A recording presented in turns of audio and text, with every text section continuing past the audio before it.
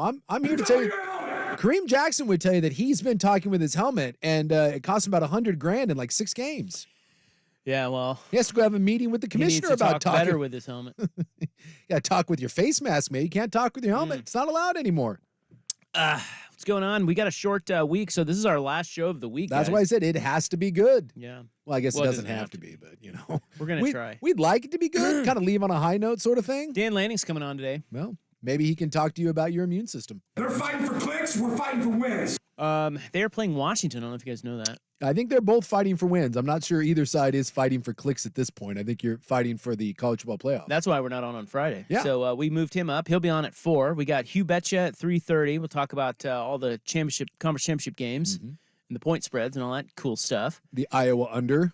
And then Joey Harrington's going to join us today. You know him. He's action-packed. Former Duck quarterback, I think we've done this the last, was it 2 weeks we've had to do this because of short shows, or is this the second week? You just said the same thing. Like, was it 2 weeks or is this the second week? Have we already done it 2 weeks like this, or is this the second? This is the second. This is the second. Yeah.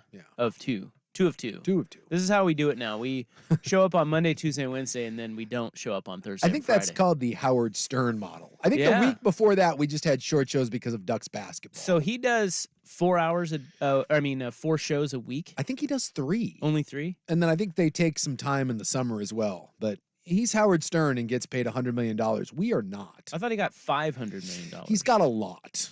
But I think 500 might have been the total contract. I don't think that's per year. So it's like 5 years, 500 million? Something like that. Oh, so you're pretty, so it's pretty close to the not quite, big but, radio suit contract. We're working it there. I believe he is the highest paid radio, what have you, host personality. Well, that can't be close. Of all time. Is that even close? Who would be second? Maybe like Rome. Rome makes a bunch of money, but he doesn't make Howard Stern money. Limbaugh probably back in the day. Well, he's dead. Well, that's what I'm saying, so back hard. in the day. I'll bet you Limbaugh rolled in it for a while. You think his family's still cashing checks? Does he have a family? I don't know. He wasn't married. Well, I guess if he was divorced because he was going over to Thailand for whatever.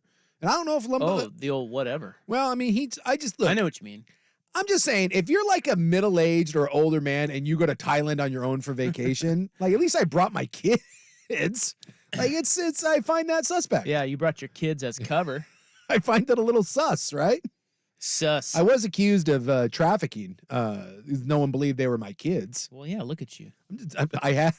Sorry, I've got passports with their name on. You can ask my kids. No, I had to go back and produce a GD death certificate. So, guys, it's a big one. We've got Hugh at 3:30, Dan Lanning at 4, Joey Harrington 5:30. Ladies and gentlemen, the great Will Ortner is in today for Jordan Schultz, who was in for Buckley, who I heard from yesterday. He checked in. Oh, he only checks in about. There's only one topic he checks in about. Yeah. Yeah. Gambling. Yeah. And he wanted to know when we're doing Rob in the Bank. I said, I don't even know if we're doing it this week. I don't know if we didn't do it last week. Well, because no one was here. Buck wasn't here, and Buck didn't text me his picks. Yeah, I know. You were in no condition to hand me picks. I know. So we've kind of, it's fizzled. Well, maybe I don't know. Do we rebound strong? You got some locks? I mean, it's only Wednesday. I do have some college football that I've looked into, but normally around today is when I start looking into the NFL. Yeah, it is early. Well, you got to see injury reports and who's in, who's out, all that good stuff. Sunday's a long time from now. By the way, Stern is $100 million per year. Is that all? Yeah, 2020, Stern signed a new deal with Sirius, another 5 years, and it is believed to be in excess of $100 million per year. How many radio hosts would you have to line up in order to combine their salaries to make what he makes? I think that would be one of those hands across America sort of things. Like, in fact, that may be like that Coke commercial. We may go around the world before you get to $100 million. Yeah, just keep adding local radio guys. By the way, on the I lied to you. Yeah. I lied to you. I have to come clean. Buckley texted me, he said, hey, I miss you guys, the whole thing. I said, well, we don't miss you, so stay away and have another kid or whatever. Yeah. And then he texts his pics and everything, and I don't care about that. But I'm like, okay, cool. We may sneak him in. I don't know. It's cute. Just forward him. I don't care. It gives him something to do. Yeah, he loves it. Because God forbid, he's just sitting at home taking care of kids. Well, he's got a winning record, and so I think he feels vindicated. Yeah. Because last year we piled on him. Yeah. Now, he texted me something else, and we're not going to play it because I listened to it, and it's 6 minutes of my life that as you know, I value my time. Sure. And this 6 minutes was a waste of my time. And if it's a waste of my time, I am not going to waste the listener's time or your time. But you'll give me a synopsis of it. Yeah, I'll tell you that there's this. He forwarded me this bit. It's not even a bit. It's just a clip from a Ohio sports radio show where these two bros are so mad. Well, actually, it's just one bro. He's so mad about the Ohio State loss to Michigan. I think I may have seen this. That he would not go to break on his radio show, and so he said, the listeners deserve me sitting here and bitching about Ohio State. So I am going to pay for all of the spots on the show. And the other guy's like, you could tell the other guy was uncomfortable. He's like, wait, so you're going to pay for this next spot break, or you're going to pay for like the whole show? And he's like, the whole show. And the other guy's like, well, I just want you to know I'm not paying for anything. Yeah, this is a bold move on your part. I appreciate it, but I want you to know that this is you and you alone. See, I believe I heard this, and I don't know about you. I did not stick around to hear much of it. I think I listened to maybe 60 seconds of this clip. Stupid. This was making the rounds. Yeah, it's like 6 minutes long, and what ends up happening is the program director comes into the studio, and he's like, you're not doing that. And the guy's like, I'm going to pay for it. Watch me. And he's like, I don't think that's the way that's not the way that works. You're not doing it. So they pulled him out. They pulled him off the show, pulled him into a meeting. The other guy's on the air, and they're like, well, we don't know where he is. They're talking to him. And then he comes back in, and he's like, okay, let's take a break. Apparently, I don't know who owned them, but I don't know if it was an Odyssey company or what, or a Odyssey station. Yeah. But corporate emailed him. This is like instantly. Well, we've all tried to make a stand a time or two, like you make your power play. And look, remember when you got all upset and you quit Comcast and you were all peeved at him, and then you had to come back because there was no other internet? Oh, at my house. Yeah, your house. Yeah. I fired him. Yeah, you fired Comcast, and then I realized there was no other high-speed internet I could get, and I had to. That's where this great laugh drop we have. That's where this came from when I was telling you that story. The idea of you being so livid that you're like, just cut off my service. I'm done with you. I'll never use you again. And then 24 hours later being like, damn it, I'm back. Well, when you call them, thankfully you just get another rep. Yeah. They don't know the difference. Yeah. So I'm just like, real nice. Like, it's hard to have to service again. It's hard to have to eat crow when you've made a hard stand like that guy. And well, that's a stupid stand. It really is. I mean, just take a break and come back and then bitch. Well, look, there should be a hill that everyone is willing to die on. Now, what that hill is, that's, dependent upon, your beliefs, but we should all have something where we're like, look, I'm willing to fight this. Being upset at Ohio State and Michigan, and that like, that's where you're going to spend your money. That's where it's going to cost you your career. It's not even that controversial of a game. Like, no, they played well. They just got beat by a good team, and you had a chance at the end, and they made one more play than you. Like, what? I'm going to come on the show on Saturday. Will, are you on the post game show? I am, and that's on Friday. Right, but are you on then on Saturday, the Saturday mornings or whatever? No, I'm not on Center in the Saint. Well, I'm not usually on Center in the Saint. Okay. Well, okay, maybe Friday night. You can come on whenever you want, man. I'm going to call in to the post-game show if Oregon loses. Only if Oregon loses. Only. And I'm going to say, you know what? I am paying for all the rest of these spots. The floor is mine for an hour. Contracts be damned, because I do believe that when advertisers pay, it is contractually obligated for us to run their spots. I don't think we can just not run them and be like, I'm going to give the company the $65. I feel like it doesn't work that way. I feel like that's what the program director might have said. Yeah. Like, look, nice try, but we're going to slide this across the table at you, and you're not allowed to do this. Well, in all our years of being on the radio together, 18 now, whatever it is, we've never had the boss come in on us. No. That has never happened. No. So knock on whatever this is that we're doing. I think something this is right. quartz. I think it's fake quartz. Oh, it's not real? I believe this is particle board with some sort of laminate cover. It's top of the line quartz. I don't know what you're talking about. Yeah, you can feel the plywood underneath it. So. They spare no expenses here at Odyssey.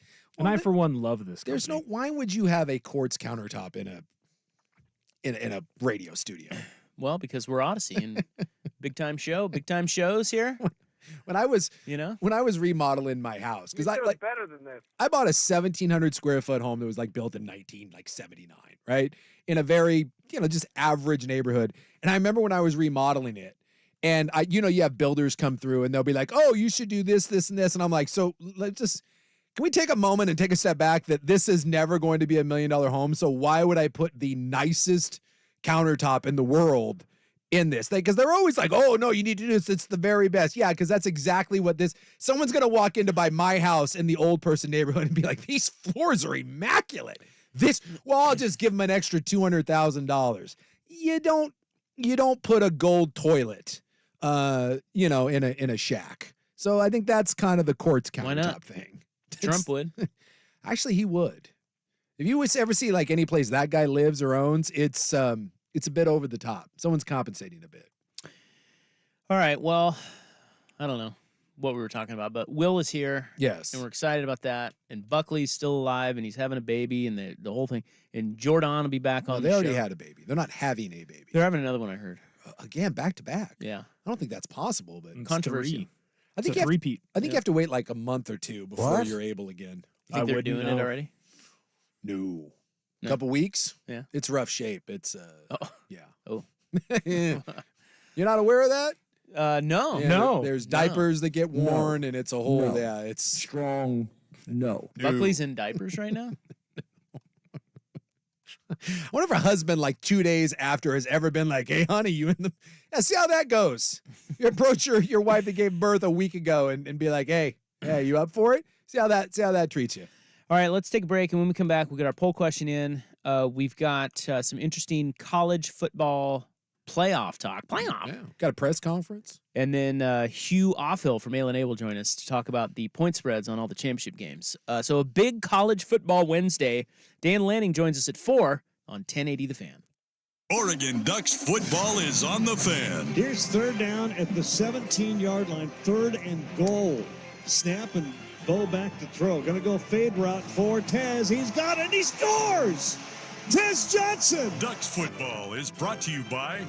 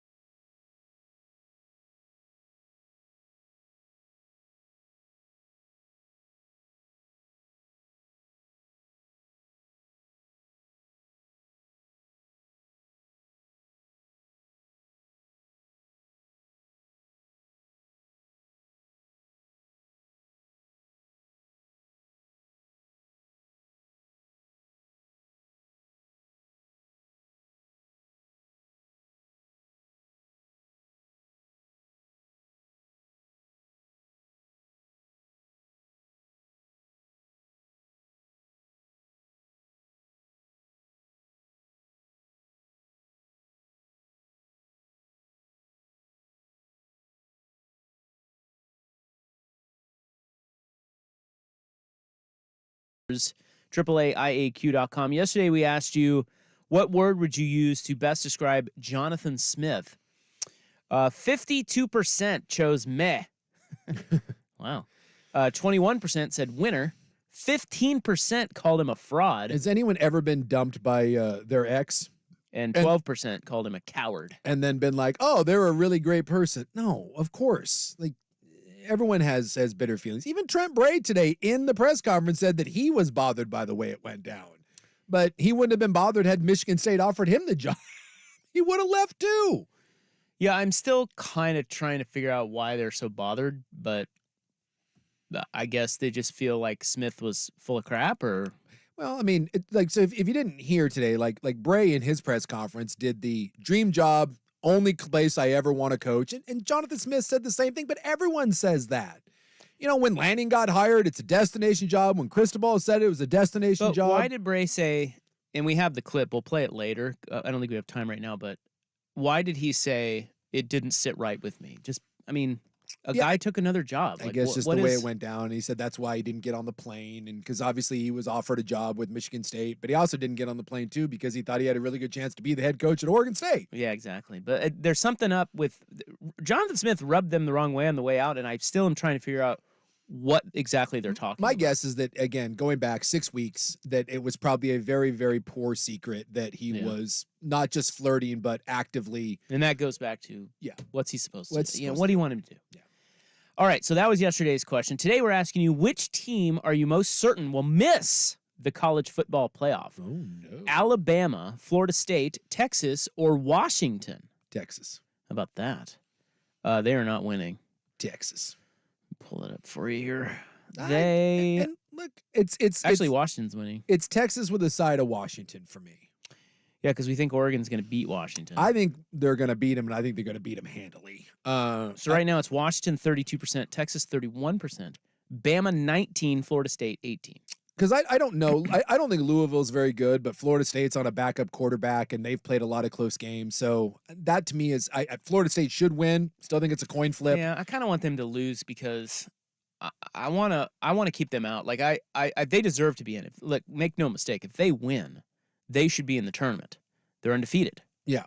Okay. So period. End of story. They otherwise don't play the games. But that's gonna suck to see them as probably the 4 seed and get rolled because they don't have a quarterback. No, if they play Georgia, it won't be pretty. So I kind of want them to, for entertainment value, I think it would be better if Florida State's not in there. Yeah. That's no offense to them. That's just with the Jordan Travis thing. Yeah, but they deserve to be in there if they win. I'd feel that way about most teams if they lost their quarterback, right? I mean, as good as Oregon is right now, and we all think they can win a national title. If Bo Nix breaks his leg on Friday, does anyone feel excited about the prospect of Ty Thompson slinging the rock against Georgia or Alabama or whoever they're playing? So I'm not certain about Florida State, but I think there's a chance they beat Louisville, and then there's no way the undefeated team is being out. I think UW's going to lose. I think UW's going to lose big. Something's wrong with Penix. I think UW's too beat up. If UW finds a way to keep it close, I could see a scenario where you get 2 Pac-12 teams in. Don't think it's going to happen, but there's a chance. Texas should beat Oklahoma State, but again, Texas doesn't look super dominant. So I'm going Texas, UW, flip a coin. The part that sucks for Texas is that if Florida State wins and Oregon wins, Texas ain't going to jump them. There's no path there's no for them. room for them. Because and by the way, Texas right now has a better resume than Oregon. They do. Most people have a better resume than Oregon. Oregon doesn't have an impressive win on their schedule. But the problem is, because Texas is behind Oregon, because of the eye test, and Oregon looks way better than Texas, I would put them ahead of there, even though the resume says Texas has a better one. I've watched Texas and Oregon play a bunch. Texas ain't better than Oregon over the last 3/4 of the season. So Texas's win over Oklahoma State, okay, if UW is the number 3 ranked team in the country, how is a team like Oregon already ahead of Texas going to beat a much better team than Texas? It's not going to happen. There's no way. There's no path. Right. So Texas is the one that even if they win, is going to get the screw job. They need some carnage. Florida State wins, they're in. Oregon wins, I believe they're in. I think Alabama and Georgia win, and you're in. Washington wins, they're in. Yes, Texas is the one school that I think even if they win, they need a bunch of other stuff to happen. Yeah. It'd be interesting if Texas won and Alabama won. Whew. Because they played and Texas won. Yeah. But most believe that Alabama would get in over Texas if they both won, and there was a spot. And there's a chance then that the committee would do the unthinkable and boot Georgia. Wouldn't that be something if Texas and Bama get in and Georgia gets the heave out? Georgia gets the short end of the stick? Well, yeah, but they didn't win their league, so they could certainly justify that. I mean, I don't know. There is a scenario where it's just absolute chaos. Yeah. I mean, and that's true. Nobody talks about this, but one really chaotic scenario is if Michigan loses. Nobody talks about this because they're 23-point favorites. Yeah, oh my God. But what if they lose to Iowa? I haven't even thought about that. Yeah, nobody thinks about that because they're a big favorite, but they ain't putting Iowa in, so right. So Michigan, Big Ten's out, or are they? Or maybe Michigan's at the point where Michigan gets in no matter what. It's now Texas is rooting for Iowa. Yeah. They need the chaos. I don't know. And then Ohio State's sitting there, and Ohio State has every reason to be pissed because Ohio State has no path, and they have the best loss of anyone in the country on the road by a sliver to the number one team in the country, or one or two, depending on who you talk to at Michigan. And Ohio State has no path forward because they play in divisions. Meanwhile, Oregon, they lost to UW on the road, and Oregon gets a chance to have a redo, and Ohio State doesn't. So for one time in the history of college football, a Big Ten or SEC school is not getting the benefit of the doubt. They're going to get the short end of the stick. And while it's unfair, it's kind of funny to me because it's never happened. They're the Jim Irsay. Ohio State or Georgia is possibly going to sit up there and be like, when will someone consider the plight of the rich white billionaire? This is unfair. So if Alabama beats them, Georgia doesn't go, and then they put Texas in over Alabama because they beat them. So the SEC champ is not in the tournament? Wow. I think Bama would get in, and I think Georgia would get the short end of the Well, I think the thing that, all this stuff is, I don't know. I think it's all going to work itself out. It almost always does. But I think you can feel good if you're an Oregon or Washington fan because the Pac-12 has just been really good this year. It's a good league. And in other years, you might have to worry going up against Texas or an Alabama, but they don't look good. The Pac-12, there's a reason why that Oregon is ahead of Texas. Not just those teams; it's the leagues. Yeah. I heard an interview today with Kirk Herbstreit. Yeah, he was saying that Oregon fans might be nervous because if they do win and then Alabama beats Georgia, it might be one of those situations too where they let in Texas and Alabama because the Pac-12 will be gone, so there won't be anyone there to fight as well. So I feel like that's a doomsday scenario. Let me just say for this: Oregon. If Kirk Herbstreit said that, yeah, he said he said there's a chance on, Oregon gets left out. Mm-hmm. He also cursed for the first time. I've never His heard F-bomb was awesome. I've never heard Herbie cuss in my life, and he dropped a bull roar and an F this in 10 seconds. I almost got in a car wreck because he dropped the F-bomb. Yeah. Shocked me. I was like, but hey, whoa. here's a thing. I don't know if this is a thing, but let's toss it out as a thing. Yeah. Do you think that the playoff, for TV ratings purposes, wants a West Coast team? I mean, I think that matters because if you have Michigan, say the Georgia-Alabama winner, Florida State. Yeah, you got. You need the western half of the country. I certainly. For eyeballs, I'll tell you what. If the number 5 team in the country, who most people believe is one of the 2 best teams in the country from an eye standpoint, if they beat the number 3 team in the country, which is their only loss on the road by a sliver, if they go in, and especially if they whoop them, if they don't make it, that'll be the biggest travesty in what are we doing? What is the point of all this? If the number 5 team in the country avenges their only loss by beating the number 3 team in the country, and they're not one of the 4 and best, they don't jump from 5 to at least 4. It's the dumbest. This whole system we have is. Well, ridiculous. it is pretty ridiculous anyway. It will be and there hasn't been many of these. Most of the time, there's a year where Cincinnati gets in or Michigan State, someone like that, and you're like, really? Even TCU last year, people are like, I don't know. Although they justified it, they actually beat Michigan. This would be the biggest. This would be the biggest boner in the college football playoff history. If 5 beats 3 and doesn't move up to 4. That's not. We need to stop. I don't know. I'm surprised to hear Herb Street say that because I don't think that it's not going to happen. I don't believe Oregon wins. They are in the tournament. Yes. Well, Washington is 100%, and I feel like Same, Oregon yeah. is 99. Yeah. All right. But I'll never say never because, stupid things happen when groups of people get together and try to make decisions. We'll talk to Oregon football coach Dan Lanning. Fittingly, he is on our show today at 4 o'clock. But up next, Hugh from A. What teams are the public betting on here, the conference championship games, and who he thinks will be in the playoff? That's next. A segment we like to call Hugh Betcha. Here is Will with SportsCenter. This is Pac-12 Championship Week on Primetime.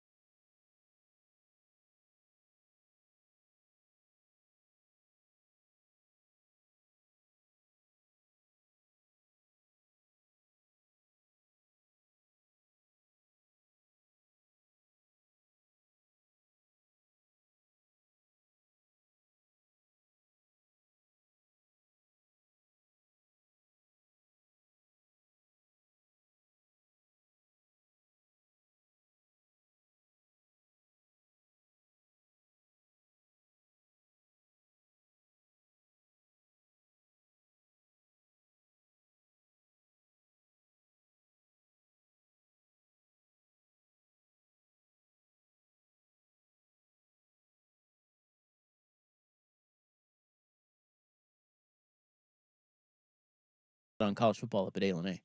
And you should. Just not involving any of the Washington teams. Yes, you can't bet Oregon-Washington. No. But you can also put your bets in online. They have it all online, so you can go see their lines and then go up there and place your wagers. Anyway, I'm looking at your website, Florida State minus 2.5 over Louisville. Where is the public betting that one, Hugh? Right now, it's fairly even. A little bit more Florida State than Louisville, but it's not getting all the interest of some of the Georgia, Alabama, and such, but a little heavier on Florida. Yeah, what's the most bet one so far? I would imagine Georgia, Alabama. The most bet one right now is Georgia, Alabama. Yeah, Georgia's a bit heavier than what Alabama is. Yeah. So that's 6. Boy, I was just up there, and I got to be honest, I took Alabama. I just think that's too many points. Getting value in a Bama. matchup like that. What Both do you struggled think? against Auburn, by the way, who Yeah. like Auburn stinks, but both of those schools had to pull it out late against Auburn. What do you think about that line, and what do you think's the right side there, Georgia, Bama? Well, I made the line just about a pick 'em because just thinking if it's a neutral field, which I don't really know how neutral the Mercedes Dome is in Atlanta, but I know that both teams will travel the way that they do. Tough game. It would be really hard for me not to take +6 simply because it's the game that it is, and don't hold too much into what happened into rivalries. Try to say that real fast. Last week and what happened with Auburn, that can happen. When you get those matchups, throw the records out, and that's going to happen. But it's very tempting taking Alabama +6. And then does anyone have the balls to pick Iowa? I mean, that thing is at 21.5, and then the under is at 35. It's come down. Yeah, No, that means people are betting Iowa. It was 23.5 to start. Yeah, it was 23.5 down to 22.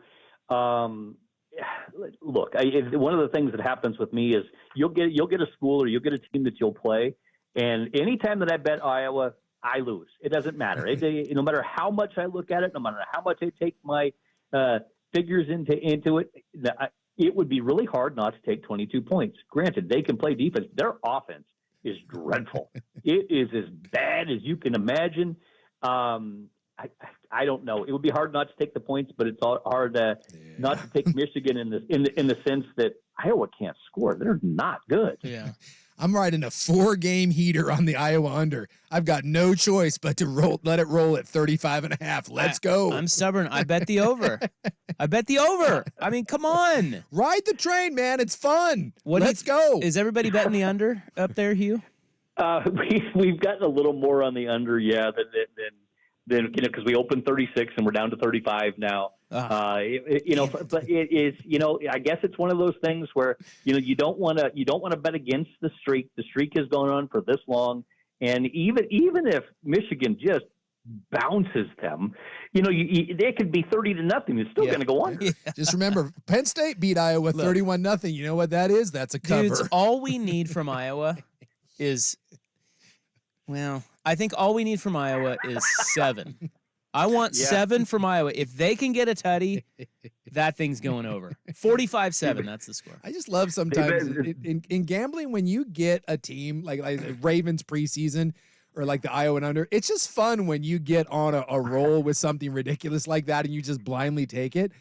And I won't play a bunch of money on it, but it just, I wouldn't want anything to do with that game. But something as silly as the Iowa under will get me to watch every second of Iowa football.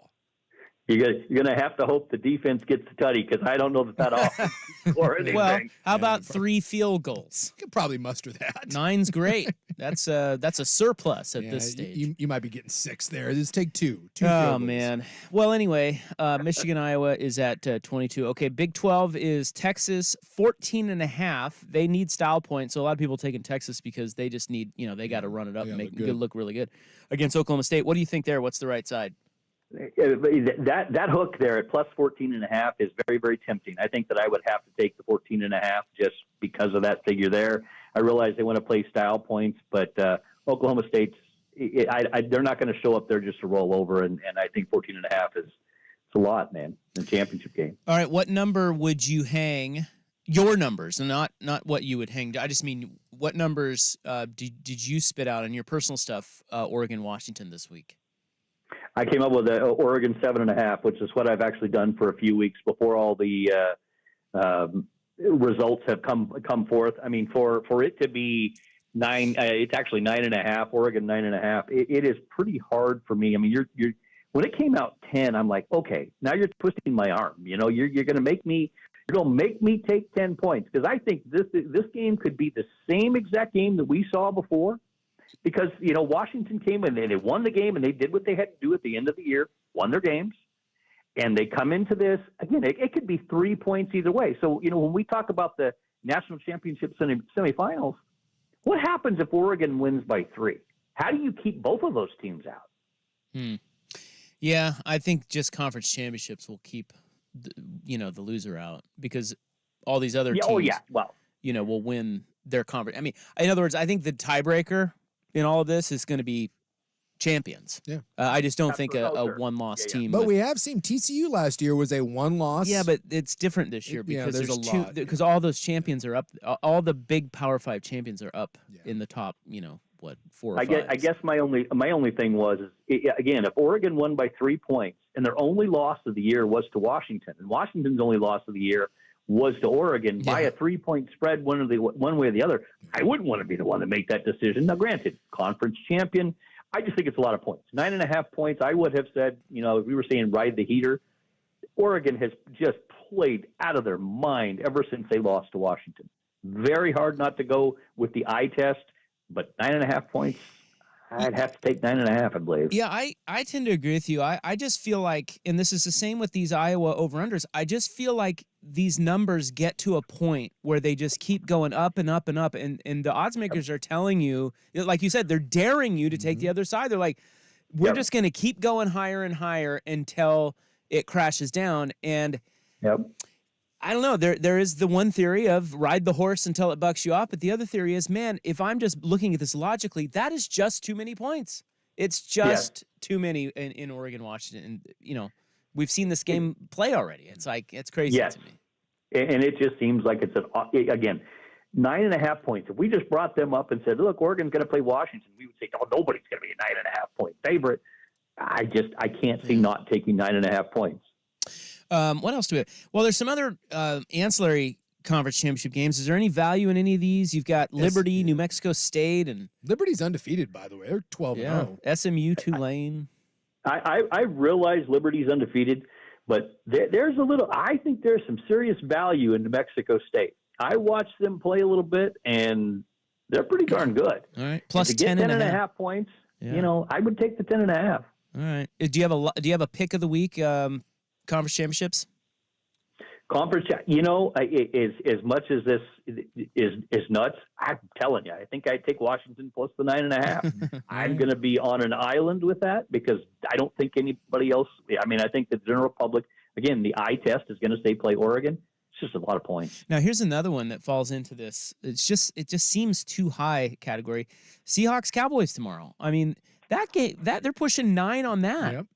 And again, it's one of those where Cowboys have been killing everybody, but I don't know. What do you think? Is that too many points? It seems it. It seems like a lot. If Walker doesn't play, I think that's certainly a big stumbling block. But the ones that the teams that the Cowboys have beat up on aren't nearly the quality of team of what Seattle is. So I agree with you. I would be very inclined to take those points, and the Seahawks will keep it close. Well, we got a good one Sunday with the Eagles hosting the Niners. What number do you have on that, and where's the public betting that one? Well, the public is on San Francisco. Typically, I mean, they are right now, and in the area, it doesn't surprise me with the number of 49er fans that we have. But it seems kind of crazy to me that you watch that the teams that San Francisco has beaten when they played the Buccaneers at home.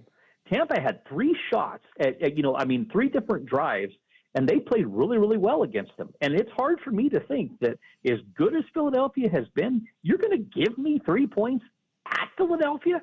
Granted, San Francisco has gotten their weapons back, but to get 3 points in Philly, that's too much for me. I'd have to take them. Yeah, it's another one of those where I feel like the market's too high on Dallas and the Niners right now, and I understand why, but it just those numbers are big. And for 9-1 Philadelphia is, it does feel like for 9-1 for a team coming off the Super Bowl, just the way they've played, it feels like there is there's some doubt from people. How about that? They're not getting the respect that you would think a team with that resume. Well, their would defense get. doesn't seem as good. Well, the secondary is a little spotty, and Hurts is playing banged up. But all right, Hugh, who's going to be in the playoff? Tell us. Oh, who's going to be in the playoff? The college playoff. Yeah. I think it will be. I think Georgia. Mm-hmm. I believe. I know Michigan. I think that we'll end up with I'll make everybody crazy. I think that it will go. It would be hard for me to think that it wouldn't be Oregon and Washington make this part of the country really happy to have both of those teams in there, because it would be hard for me to say in the body of work if, like I said, that game ends up to be a 3-point game and Oregon wins a 3-point game. In terms of the competitions they played within the Pac-12, it'd be hard for me to say that if Texas wins their conference championship, and Alabama, well, they would be out if they lost anyway. And I would think that either one of those two teams is better than Florida State, regardless what they do against Louisville, who just lost to Kentucky. So that would be my 4. Wow. So you're going Georgia, Michigan, Oregon, Washington. that'd be awesome. That would be. I'd love to see that. That would be awesome. All right, sir. Enjoy the weekend, and we'll talk to you next week. Too. Thanks, Hugh. Sounds great. Thank you, guys. All right, see you. That's Hugh Betcha. He's from ALNA Sportsbook, the home for college and pro football fans. 3 Big Ten teams make the college football playoff. Yeah. How about that? Washington, Oregon, and Michigan. Well, how about this? Let's just add one to that scenario. Georgia loses. Mm-hmm. Ohio State gets in over Alabama. You got Ohio State, Michigan, Oregon, Washington. An all Big Ten championship. All right, we'll hear from Trent Bray next, and then Dan Lanning will join us at 4 o'clock on The Fan.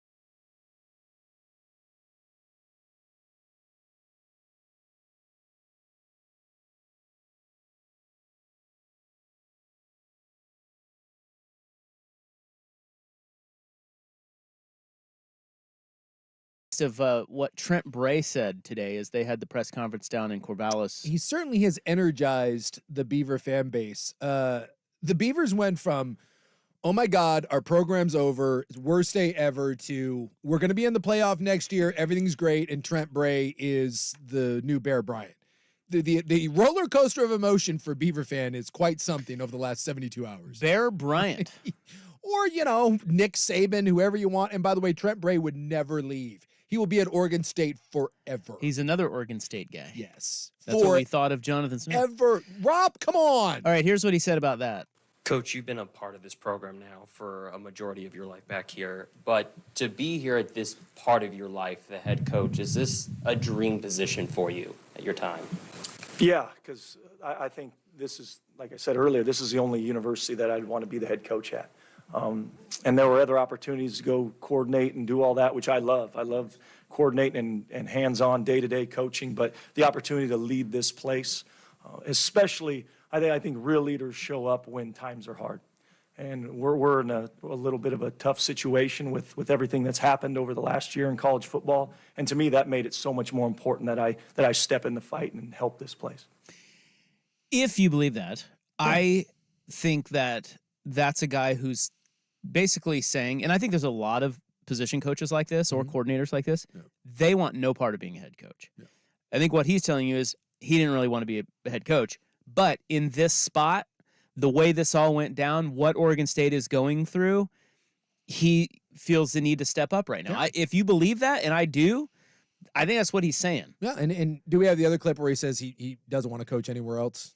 Do we have that one? We've got two others here. Let's listen. I think we can squeeze them both. Yeah, squeeze them both. Trent, over here. Down the final few weeks, there's some players that are a little unhappy with how Jonathan went about going and getting this other job. Are there some fences that you'll need to mend with some of these players, and how would you go about doing that? Yeah, I think, the good thing is I have experience in this field. As a player, I went through a coaching change where we won too many games and our coach took off. So I have some experience in that. And yeah, there's initial anger and all those things, but I think it goes back to the trust that's built over time that I've been fortunate enough to build with a lot of these guys. It's a little easier to mend those fences when there's trust and belief that's already here. So it hasn't been too hard. Conversations have been really good. They like it here. I'll give Coach Smith a ton of credit. He built a great program where these kids feel valued and welcome. And so every player on the team. So we continue to push that forward, that kind of culture that the team has, and hopefully take it to the next step. Okay, well, that wasn't it. No. Well, just know in one of those clips, I listened to the press conference. He did say that this is the only school that he ever wants to be a head coach. No, he said it in that first one. Oh, did he say it in the you first missed one? that. Yeah, he did say that. Yeah, and that's what I was saying. Is I feel like he is saying I didn't really want to be a head coach, but they came to me in this spot, and I feel like he said real leaders step up in tough times, and I think he's just saying, hey, I'm going to do it for my school. Yeah, is what he said. Well, and also, too, look, I really like Trent Bray. I think this is a great hire for them because it stabilizes the program. Hopefully it is able to keep the kids in place. They're still in a really, really bad spot. He has a giant hill ahead of him. And let's also realize, too, that this is the only Power 5 job that he could even come close to getting. He's been a coordinator for 2 years. He wasn't getting another job. It's just that it was the circumstances that presented itself. And he did say he had other coordinator jobs. Yeah, other coordinator jobs. But not head coach. Not head coaching. Not yet. No. But he was ascending for sure. Well, he could have gone and been the defensive coordinator at Michigan State, too. So, look, this is a good get for you. How this goes, I have no idea. I just know this is a really, really tough spot for any coach, let alone a young first-time head coach. And the big one for me will be how you recruit. What do the recruits think about your message? And can you keep the transfer portal from ravaging your team? That's Trent, there was a press conference yesterday at Michigan State where the coach seemed to really emphasize that, he was at a place where he truly believed that he can build a winner. My question is, one, when did you know that he was going to be leaving? And do you truly believe that you can build a winner here? I'll start with the latter. Yeah, I truly believe we can continue to build a winner here. I think we've proven over the last couple of years to be capable of doing that. I found out real late in the process and it didn't sit quite right with me, which is why I wasn't in a hurry to get on the plane when he asked me to go. And then when I was presented this opportunity, I stayed even longer and wanted to hear this out and see where this could go, and best decision I'd made. Yeah, all right. Well, he didn't like Smith leaving either. But he was going to get on the plane. He said he's just why he didn't get on the plane yet. Hey, Bray Bryant, let's go. Hey, Bray Bryant. Look, if this energizes the program, I'm all for it. And fingers crossed that he's the right guy, because it's a tough hill. Pretty big game on Friday. Oregon is playing Washington. The head coach of the Ducks, Dan Lanning, joins us next for his weekly visit on The Fan.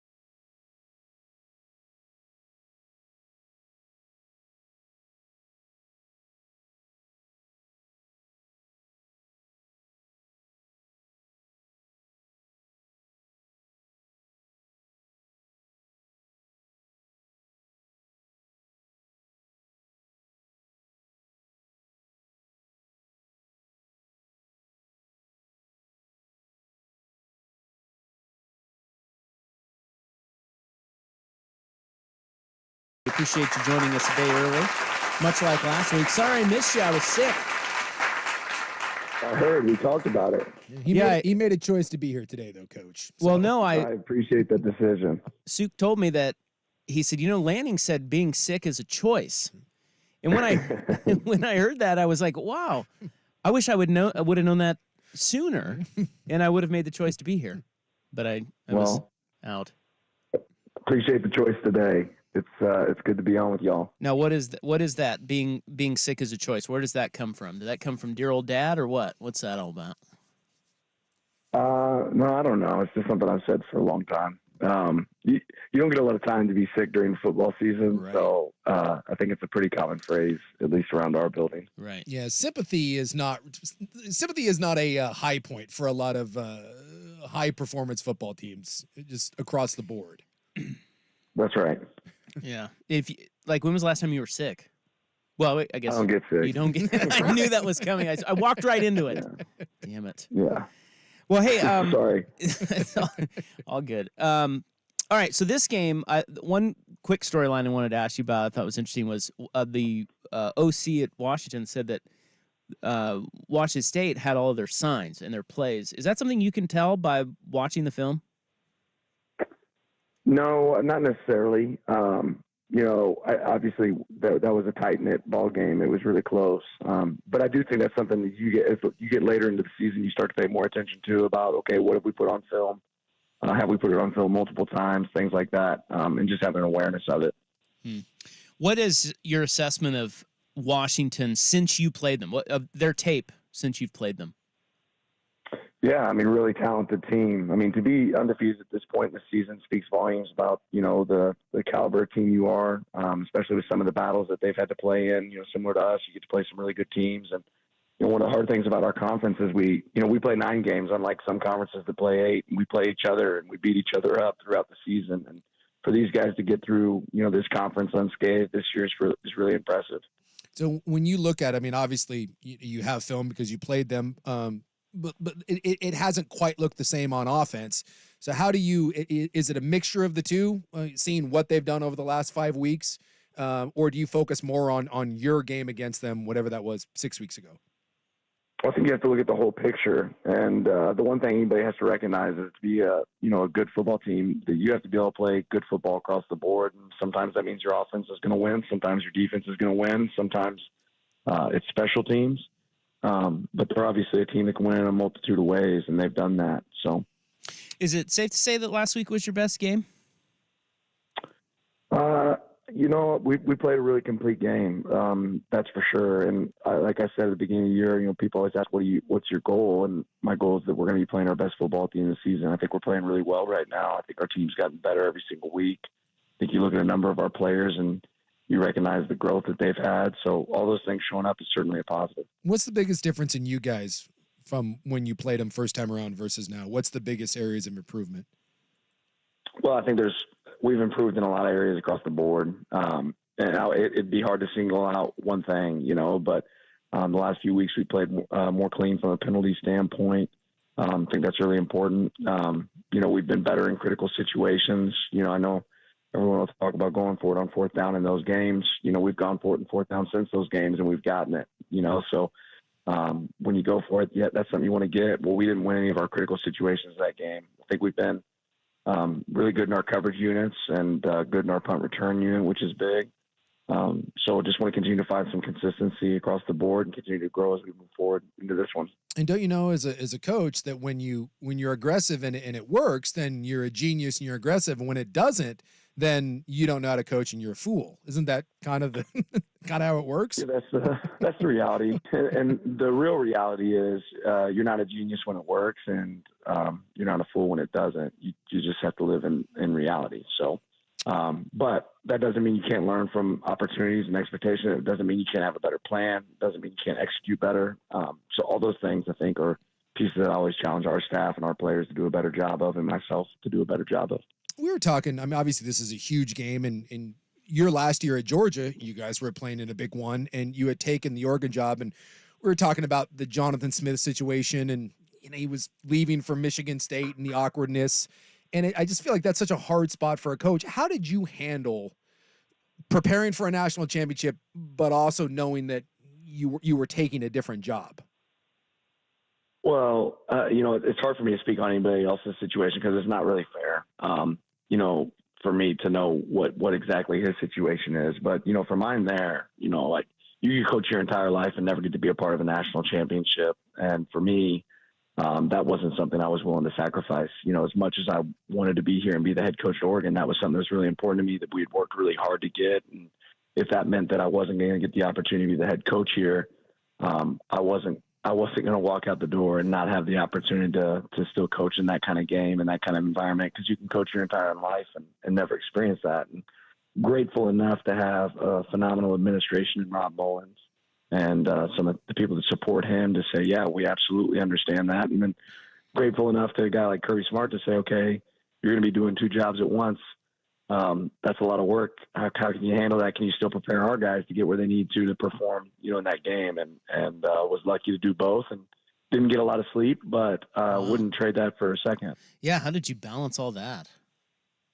Well, more coffee. Yeah, more coffee and Red Bull. And you just dig down deep. And then you have to choose not to get sick. That's an important part there. Now, on the inside, did you know that Smith was out of there before coaching the Civil War? I'm sure I heard rumors similar to everyone else, but there's so much that you don't know what's reality and what's not reality and coaching. So it didn't necessarily impact the way that we were going to prepare for a game or call a game or anything else. We knew we were playing a really good team that was certainly capable of, playing us well. And we wanted to do a good job out there on the field. I mean, playing in a Pac-12 title game is, it's all anyone ever wants, playing in the SEC, title game, Pac-12 title game. It's a chance to go play in the college football playoff, but does it give it a little extra incentive that you got a chance to not just beat a rival, but avenge your only loss of the year for your guys? Yeah, I think you'd be lying if you said you didn't recognize that this is the one team that made you stumble, and you got to go out there and get an opportunity to compete against them in the last Pac-12 championship. And everybody knows the implications that are on the line within this game, what it leads to next and what's after that. So there's plenty of motivation here. There's plenty of excitement around this game, but as I've said before, it's not going to be excitement or motivation that win the game. It's going to be execution. This is Dan Lanning of Oregon. Now, Bo Nix, he's the Heisman favorite now, so that's another element of this game with, Penix playing, but Bo's the favorite. What do you think, or I'd like you to address the narrative that Bo Nix is check down Charlie. You hear that a lot. That people are trying to kind of nitpick his game. What do you say to people who say that? The guy is the best player in the nation right now, and he's thrown 2 interceptions, and one of them bounced off the face of a wideout. I think when he's throwing the ball downfield, I'm not a stat guy, but apparently I need to start paying attention to him, because when he's throwing the ball down the field, I think he has one of the highest QBRs of anybody else in the nation. He's like 95% efficiency on shots down the field. We're winning at a really high level. We're the best offense in the nation right now. He's the number 1 passer in the nation right now. So pick your stat you want, but hey, because your quarterback doesn't throw in the double coverage and he's able to hit Bucky Irving in the flat, give me that guy. That's a winner. It's easy to try to nitpick, but you're talking about a team that's had a lot of success, and I don't know that success looks remotely the same without the way Bo Nix has played. He's played at an elite level this year, and anybody that doesn't recognize that hasn't watched him play. I'm taking nothing away from Bo at Auburn, but no one that covers the team certainly saw this coming. I don't know if you guys did as a coaching staff. When did you know? Was it last year, this year? When did you know that this wasn't just a solid player in the transfer portal, but he's pretty special? I think we always knew some of those traits that Bo had, that made him really special. Going and competing against him at Georgia, you knew that he was extremely talented and elusive and threw a good ball. I don't think people ever recognized how many drops existed when he was at Auburn. There was a lot of balls. I remember the last time I played him, I was like, man, thank God they didn't catch the ball, because there was 14 drops in that game. And so I think he's always been a good quarterback. Now, what he's done here, I think it's hard for anybody to expect somebody to come in and be the absolute best player in the nation, and that's what he's done this year. And just grown from even what he did last year. Just like I said before, he's a coach on the field. He's in a staff meeting with us today, and we're talking through, okay, what do you like here? And that's just a different element that most people in college football don't have. Yeah, all that check down Charlie stuff falls into the FIBU category, right? that FIBU. Exactly. That's what I think. That's what you mean. All right. Here's a random question. Walk us through what you do at halftime. We just go in there and have popsicles and just kind of hang out.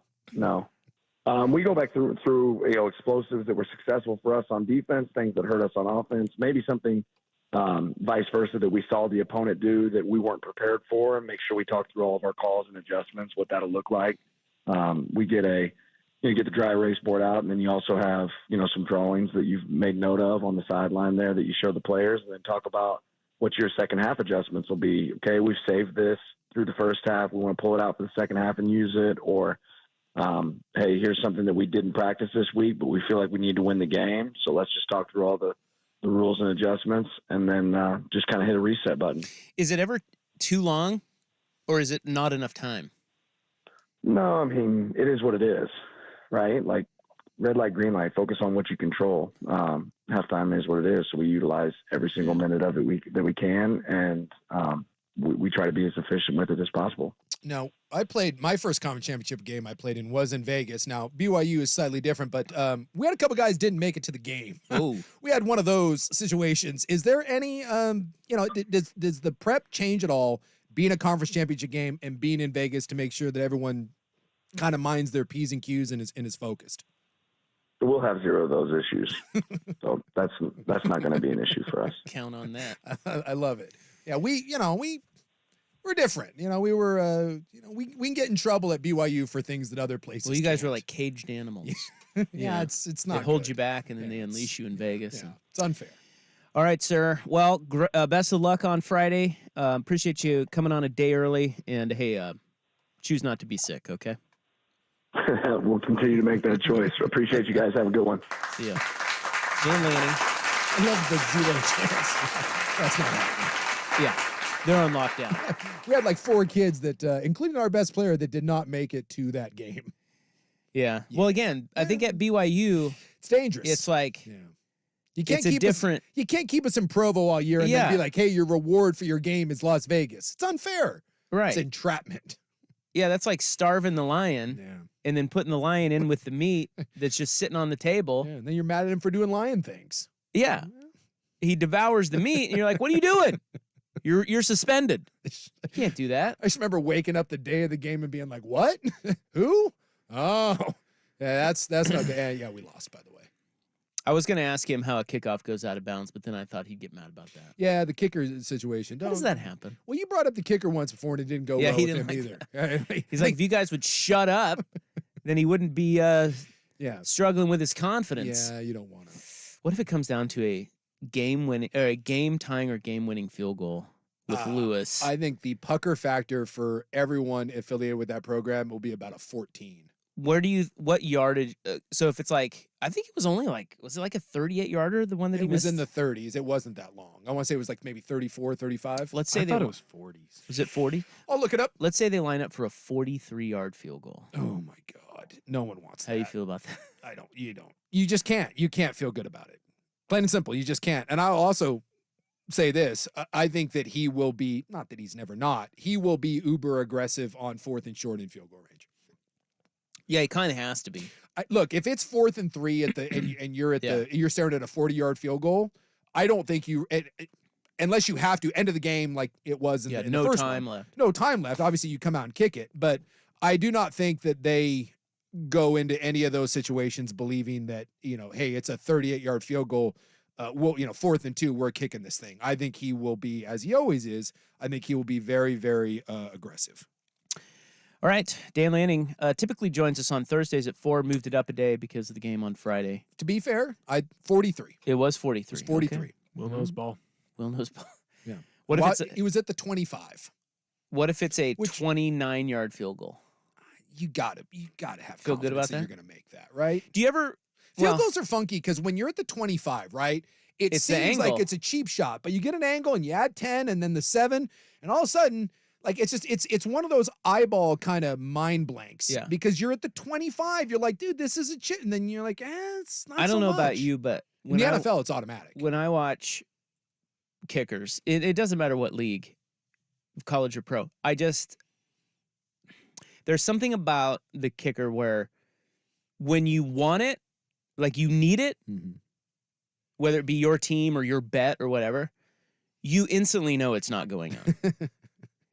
And then when you need it to not go, it goes in. Yeah. Right? Yeah. And so it's always funny, like that feeling you get. I actually think the kick is an exciting play.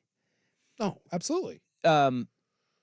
Because that feeling you get when you see them line up and then you see the angle, you instantly assess what's going to happen. And it's shocking how often you can be right. It's like, oh, this is good. This is it. Let's say you're an Atlanta Falcons fan, and that guy, Hugh, he's like the best kicker in the NFL. I think they said he is now past Justin Tucker. He's just money for the best field goal make percentage of anybody ever. Yeah. So let's say it's a 45-yarder or whatever, and you're like, oh, Hugh's got this. But then you see the line, you see the angle. And it's way worse and in what college. Side of the field they're on. Yeah, and you're like, oh, that could be weird. And then he shanks it. See, to me, the NFL and college game, it's one of the bigger differences in that the hash marks in the NFL are close and those kickers are so good. In college, I'll tell you right now, there is not a single kick in college football that I feel good about. Especially, you can have a 25-yard field goal, but when you're on one of the hashes, you're like, oh, man. And you got to hook it way in there. I don't like this at all. College football, and there's not many good kickers. The kicking game in college is the most, for a coach or a player, that is the most nerve-wracking situation on the planet. I mean, and you talk about the angle. I was at the UW Oregon game, and no one in the stadium knew if it had gone in. Like, because like he kicks it, and then like you're waiting, you see it cross, you're like looking at the officials. Yeah, you're like looking down, you're like, wait, did that go in? There was this weird thing, and then you're like, oh my God, he missed it. Because it's hard to tell where you're sitting. It's the most eerily quiet that you can get 70,000 people at one time being. It's just waiting to see if a kick goes in or not. We had a year at Central where we didn't have a game where we made every extra point. So just remember that. They were full scholarship kickers. D2, but still. You say that you had what? We didn't have a game where we made every extra point. They always missed at least one. We always missed at least one. Well, full scholarship kicker. It's tough, man. Because everyone does the same thing. It's one job. Kick it through the upright. That's what my wife says. Go out and kick a ball sometime and see how hard that is. Does Washington have a good kicker? Not really. Perfect. Yeah. Does anyone have a good kicker? In college? Like one team does. Yeah, maybe Missouri with that fat kicker. I always feel like the SEC teams are money kickers. Utah has. Well, Oregon, Lewis is the all-time leading scorer at Oregon. He was a guy He's not bad, but I get but that they came into this year thinking that was a massive strength, and it's been a little... yeah, he's been a little wobbly. I just still don't know how a kick goes out of bounds. It blows me away, but okay. There it is, the great Dan Lanning. Coming up next, other things on the Fan.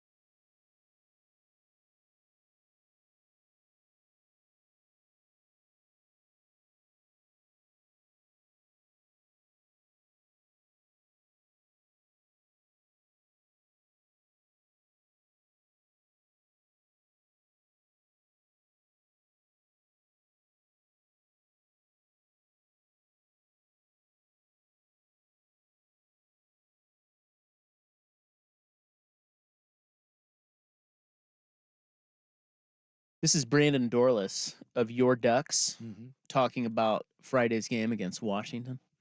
By the way, more on the game coming up. Joey Harrington, 5:30. Yeah, I guess Washington fans are getting a little hot and bothered about this one. Yeah, they think it's maybe a little cheap, a little personal here. Well, I mean, look, we've talked about it, ad nauseum the last couple of weeks. We think Michael Penix is hurt, and perhaps it goes back to when Oregon really got after him in the second half of that first meeting. There's a couple shots, and one of them specifically, Dorless hits him, and I think that is where, again, whether it's ribs, a sternum, something is broken, and I do think if you want to point to one, it is Dorless that gets him, that I think hurt Penix.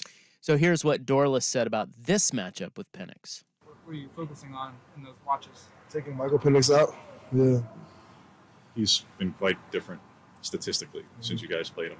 There's a lot of talk about whether or not he's playing hurt. Yeah. Obviously, we'd have no idea, but do you feel like you guys may have dinged him up a little bit in that game? Yeah, for sure. You can always see it in that character, like how they act playing the games. And, it's not just like his hit him all the time. If you just get his feet off the spot, that affects him a lot. Coach Tosh says, like, he's just standing in the pocket, just standing there. He's probably one of the best quarterbacks in the nation. But we get them feet moving out of his spot and don't let him get the rhythmic throws, and then he's a standard quarterback. Yeah, I mean, look, we don't like honesty.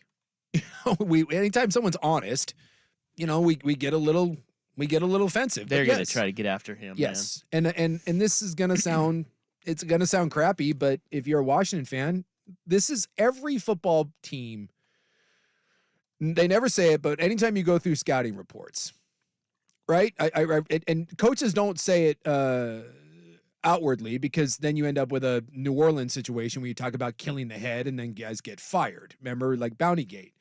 But I remember offensive line coach in Tampa. He was great. Bill Muir, and he would go through and be like, if you watch the tape there, number 67, the injury report, he's got a little bit of a leg, so let's take note of that. And it's just kind of one of those things that's implied that, look, if you get a chance on the backside cut block, if, their best defensive tackle, if you can go down there and put a couple licks on him, I promise you that somewhere in a Duck meeting, they have discussed the fact that Penix has a chest rib problem. And look, if we can get there and we can put a couple licks on him, put a couple hits, get him off his spot, his play is different. And like you said, one of the best quarterbacks, if not the best quarterback in the country, in the pocket, in rhythm when healthy. Banged up Penix that has to move around and not be able to set his feet, you're going to give him some problems. And he doesn't want to get hit right now. You saw it in the Washington State game. Those two plays that he had at the end of that game should have been interceptions. He feels pressure now because when you have a searing pain down your side, the last thing you want to do is get hit. And if you get some traffic around you, you can get a guy that makes some dumb decisions simply because he wants to get rid of the ball and then curl up and not get hit in his ribs. So this is going to be part of Oregon's game plan to hit him often. And people don't want to hear it, but Dorless is right. He becomes a very normal quarterback. And if you look at Penix over the last 5 weeks, he is not elite. He's just not. He makes elite plays at times, and he's made elite throws when he has needed to, but he has not been an elite quarterback since Oregon played them. I also guarantee that last year when Bo Nix got hurt with his ankle, that was something that UW took note of. Now, I'm not saying that they were going in and in piles they'd be twisting up on his ankle, but if you know that Bo Nix has a hurt ankle, guess what you don't have to do in a zone read situation? You can just go right to the running back because there's no chance that Bo will take it. And if he does and he pulls it himself, you'll be able to run it down because he's on a bum ankle and he can't move. It's just part of the game. And unfortunately, I think for UW, from safety to D-line to running back to quarterback, it's a war. The biggest thing in this game, Oregon's playing so well, but the biggest factor in this is UW's it's a war of attrition, and UW has failed it. And it's not their fault, but we talk about this all the time. The number one thing that goes into who wins down the stretch in the NFL and college football is health. Like, being healthy doesn't mean you are going to win, but not being healthy, it puts you behind the 8 ball like nothing else. And UW right now at too many key positions. Look, secondary, linebacker, D-line, running back, and quarterback. All of those positions, the best player at those positions. Oh, and by the way, ZTF got hurt in the Apple Cup as well. Like, they're just across the board. I mean, guys are hurt. Even if they're playing, they are beat up, and there's not a lot of depth at some of those positions. So it's kind of a shame because I think the first time around we got Oregon UW at full strength or close to it. I know McMillan didn't play, but you got one of the great games in college football this year. And I think we'd get that game again if both sides were healthy. But Oregon, for the most part, is pretty healthy, and UW is not. All right.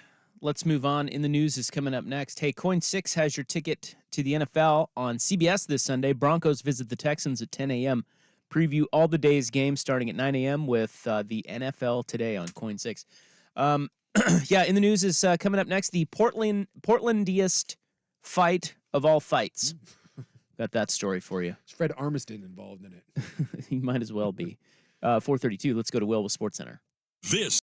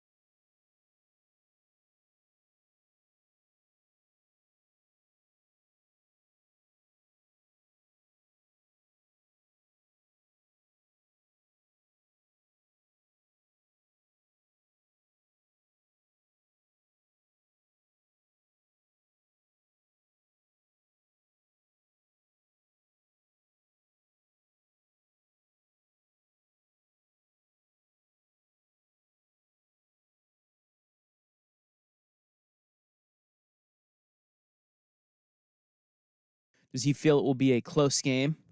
That'll be at 5:30. But right now it is November 29, 2023. It is time for In the News. I'm your noted newsman. Hello.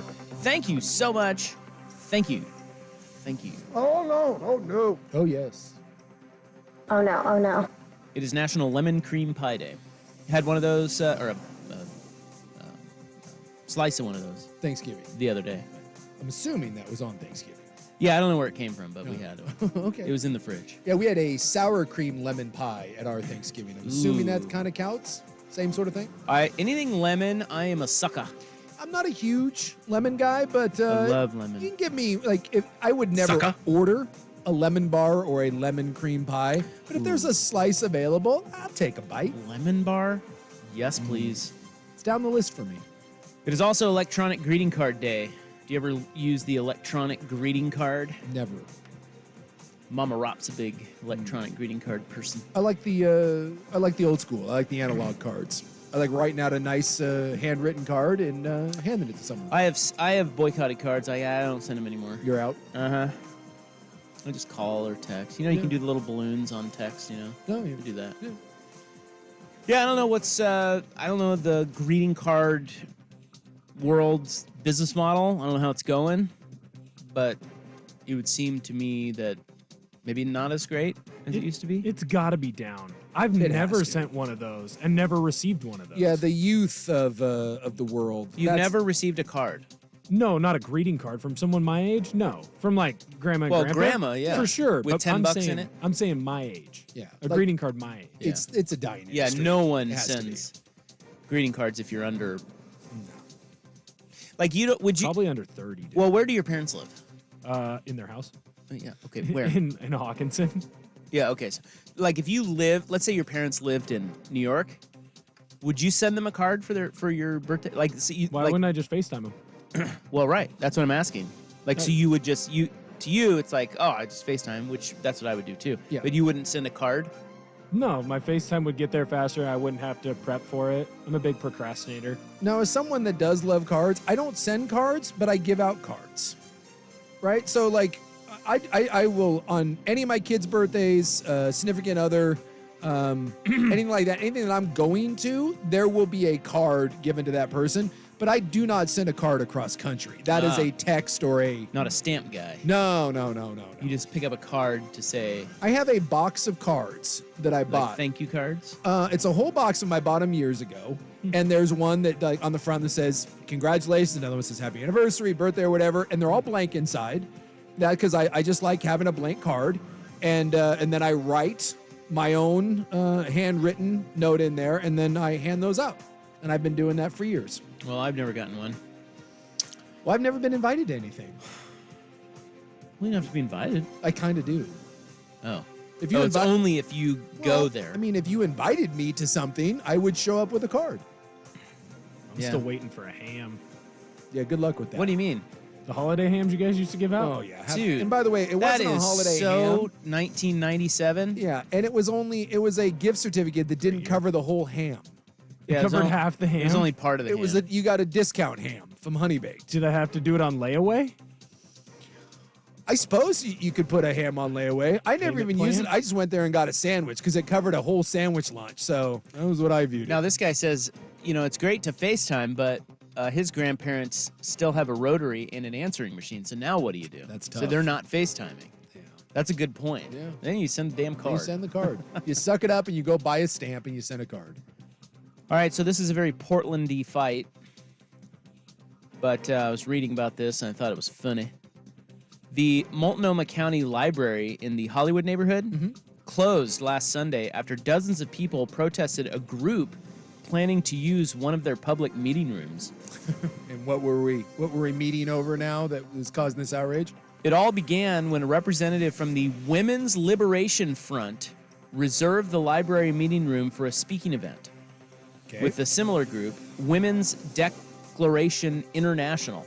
I'm not familiar with either one of these groups. The subject was protecting women's and children's rights, where several women will give short speeches. I still don't see the problem. Is this a Moms of Liberty sort of thing? Is it one of those? WLF, which is Women's Liberation Front, describes itself as a feminist group created by women for women, dedicated to reaffirming what the group refers to as the sex-based rights of women and girls. But critics say, now, okay, so this is the real crux here. Do you believe that they are to right or left? Well, anytime front is used in something, I always assume that that's a right-wing group. But the fact that it's a women's liberation group, it's far left. It seems left, right? It has to be left. So do you think the protesters were like the people who are saying, yeah, screw women? Or I think it's just right-wing women. I think the Moms of Liberty showed up to protest against the Women's Liberation League. That's where I'm going. No, they are the critics claim that WLF is anti-transgender. Oh, okay. Yeah, so because they're women and girls. They're pro women and girls, but they didn't include the trans women, and then that's not going to stand for it. So then we have again, it's all about being inclusive, and apparently it's not being inclusive. So you see why I said this is a Portlandy fight. That is a very Portlandy fight. The graffiti was sprayed on the library's walls. According to a spokesperson with the library, the graffiti has now been removed, but there is still some new mess on the windows. Dozens of protesters covered the whole block Sunday afternoon, gathering outside the closed library and carrying signs with one reading, "Feminists don't support the alt-right." Oh my God. Wow. So after library leadership spoke with Multnomah County Security, Portland Police Bureau, and event organizers, the WLF chose to hold their activity outside of the library and not use the meeting room. Well, for groups that are all about like free speech and rights, they sure do get their knickers in a twist when someone exercises their right to have a meeting. And then we freak out, and if you have a meeting in a public library, now we want to it's just vandalize the library.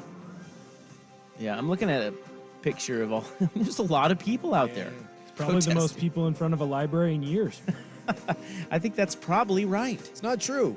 If you go to any library, there is a lot, because they open at like 8. Homeless people? There is a line of people, waiting to get into the library. Any library? Any library. Why? What are they doing? Vancouver Checking the Public internet? Library? Checking their email? That's the one. I drive by that all the time in the morning. You go by about 7:45, and there will be a line of people. And I'm talking 30, 40 people waiting to get into the library. What are they doing? I think it's people that don't have a lot of other places to go. So they're checking their emails. Checking their email. Getting their free coffee. It's warm, you hang out. Yes. I mean, they're not checking out books. Looking for that new J.K. Rowling drop. Because for years I went to therapy, and my therapist's office was downtown. And my appointment would be at like 8 o'clock. I made the first one I could. And I would always drive by that library, and I was like, oh my God, every day. Like, the library is a jumping place. Now, it's up for you to debate why anyone's going in there, but I'm telling you, libraries still a thing. Okay. I'm confused about the whole women on women You violence. said, was Fred Armisen involved? Yes. He should have been. So the women wanted to protect the rights of women, but they weren't protecting the rights of all women according to a certain group. And then the other group said that they are protecting the rights of all women because those other women aren't women. And there's the crux of the fight. And then the women just went, oh, fine, we'll just go somewhere else. We don't need to meet here. All right, how dangerous are the Pacific Northwest volcanoes? That's next on The Fan. It's time for Who's Leading the Charge. A look under the hood at the coaches, players, and teams getting it done. Brought to you by Battery Exchange. Brogdon drives it, turns, fades, fires, snugs one in. Malcolm Brogdon giving the Blazers a lead of 4 with 5 and 5/10 seconds remaining. Hey, wait, the Blazers won? Yeah, they beat the Pacers. It's a nice win. Yeah, it was a nice win. Especially off of that Bucks loss. Yeah, the Pacers are actually good this year. Now, they're not in the play-in tournament anymore. They got bumped, but we know who their two opponents are going to be playing: Golden State and the Mavericks in December, because they won't be advancing in the play-in tournament. Okay. Well, now you know who they're playing. Love it. Get excited, man. I am not. No, you're not. Excited. The report here brought to you by Battery.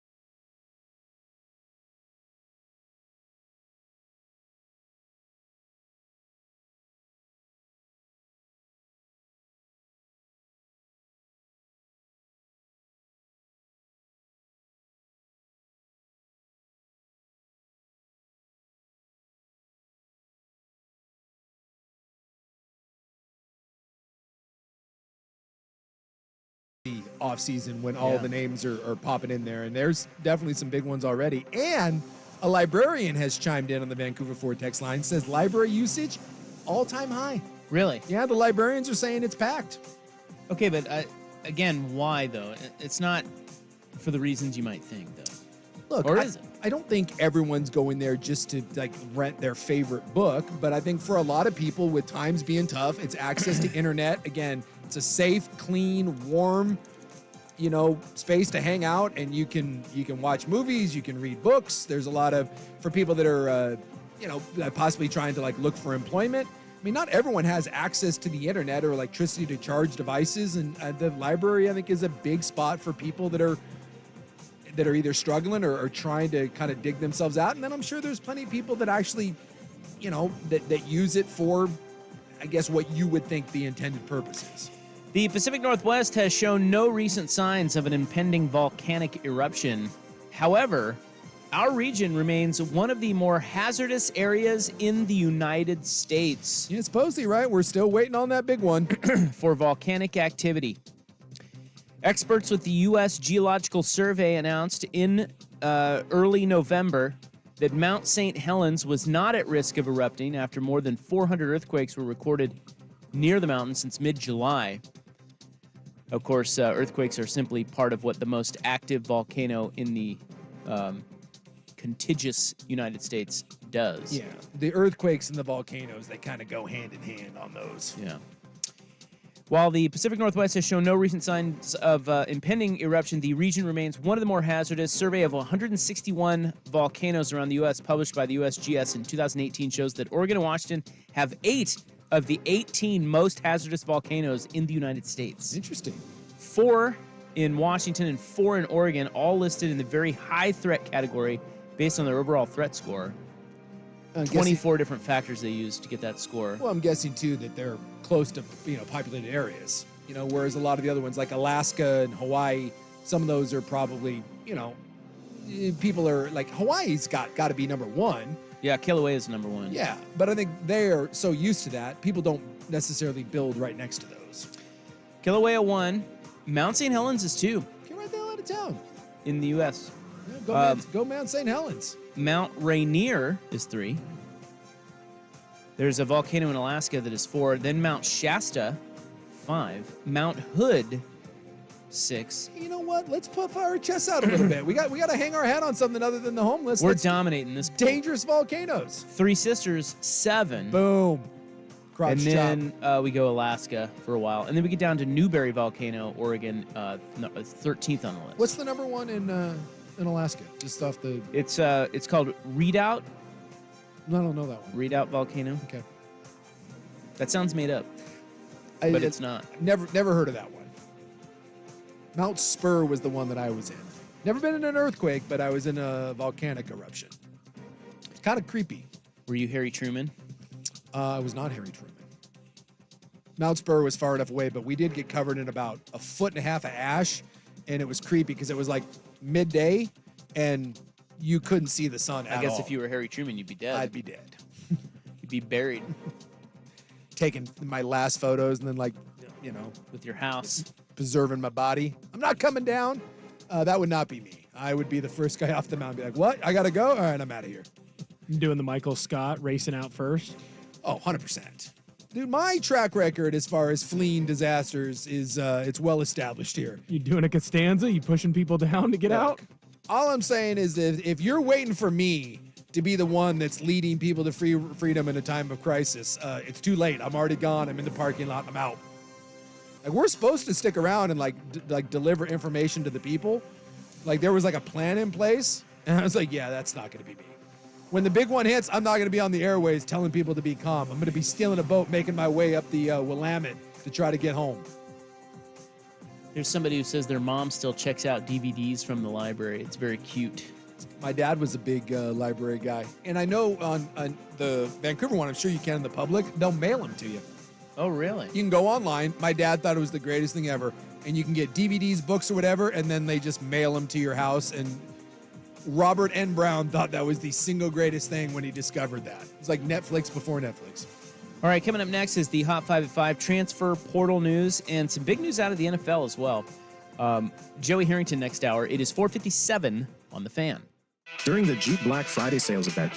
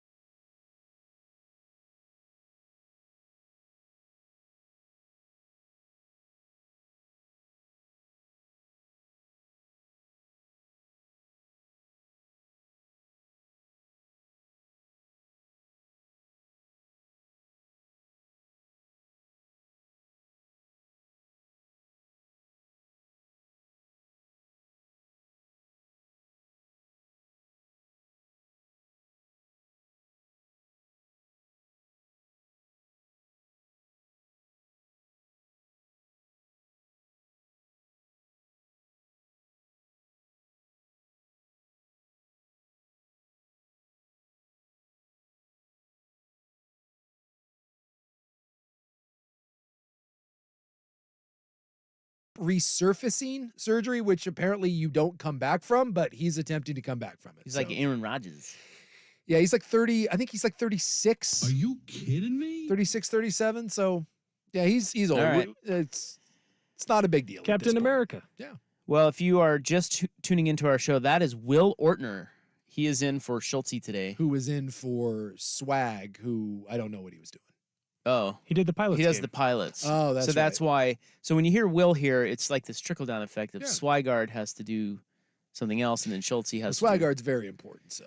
Yeah. So it's this whole thing. Schultze did this. Schultze had to do the leave here at 7, get home at 8, turn around and be back at the station at like 5:30.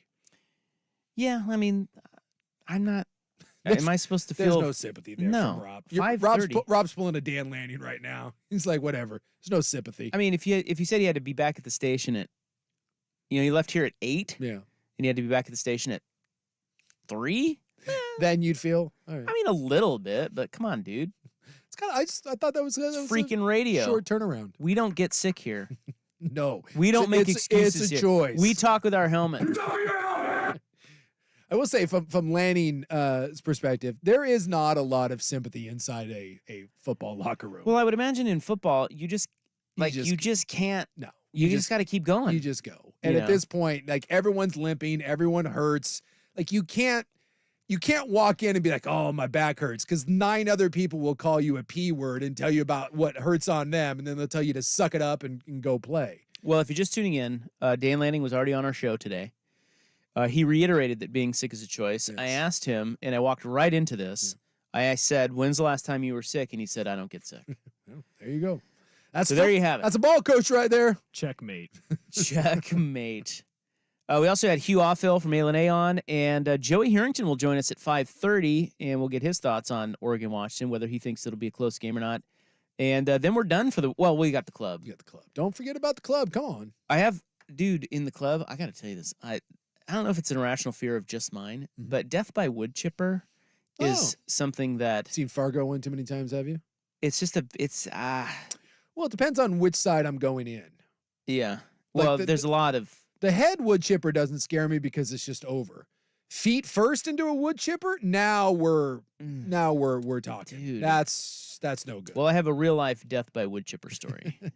Why are you laughing? Well, have you ever seen Dale and Tucker versus Evil? No. You should. It's a fantastic movie. But if you have fear of a wood chipper, it's only going to intensify it. But it's the same guys that did like Hot Fuzz and Shaun of the Dead. Okay. It's like in that style, and it's called Dale and Tucker versus Evil, and it's worth a spin. We also have... You've seen it, right? I can't remember if I saw that one or the zombie one. I thought you were saw nodded, one. but it's worth a spin. They're funny. Also in the club, we have the newest in kink fads. Oh, all right. I think you'd be interested in this. I'm always intrigued. Let's go. That'll be 6 to 7, and then we're out of here for the week. The Seahawks are on tomorrow. The Ducks are on Friday. So we got a lot to squeeze in here. Right now, let's get to the hot 5 at 5. Hot topics, hot opinions. Oh, golly, I'm hot today. And hot air. It's time for the Hot 5 at 5. That's hot. The Hot 5 at 5 on Primetime with Isaac and Sue. No, I mean it. That's very hot. The Hot 5 at 5 with Isaac and Sue. Brought to you on The Fan by Victor Rico's Mexican Food, the most popular burrito spot in Oregon. Online at victorricos.com.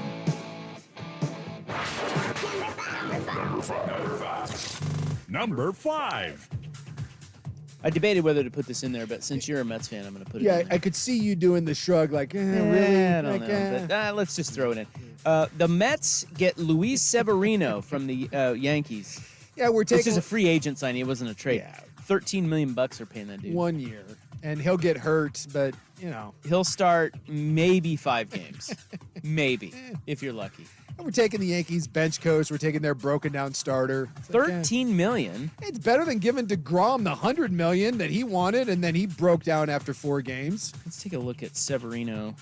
I don't think he... All I know about, like, anytime I think about him, all I think about is he's hurt all the time. So last year, well, he pitched 18. He had 18 starts last season. That's better than I That's would have thought. more than I thought. He's And under 30. The year before, he had 19 starts. He did have almost a 70 ERA last year, though, in those starts. He had no starts in 2021. He missed entirely 2020 and only had 3 starts in 2019. Hey, let's just say this. The final pieces are in place for the Mets. So he's doing better.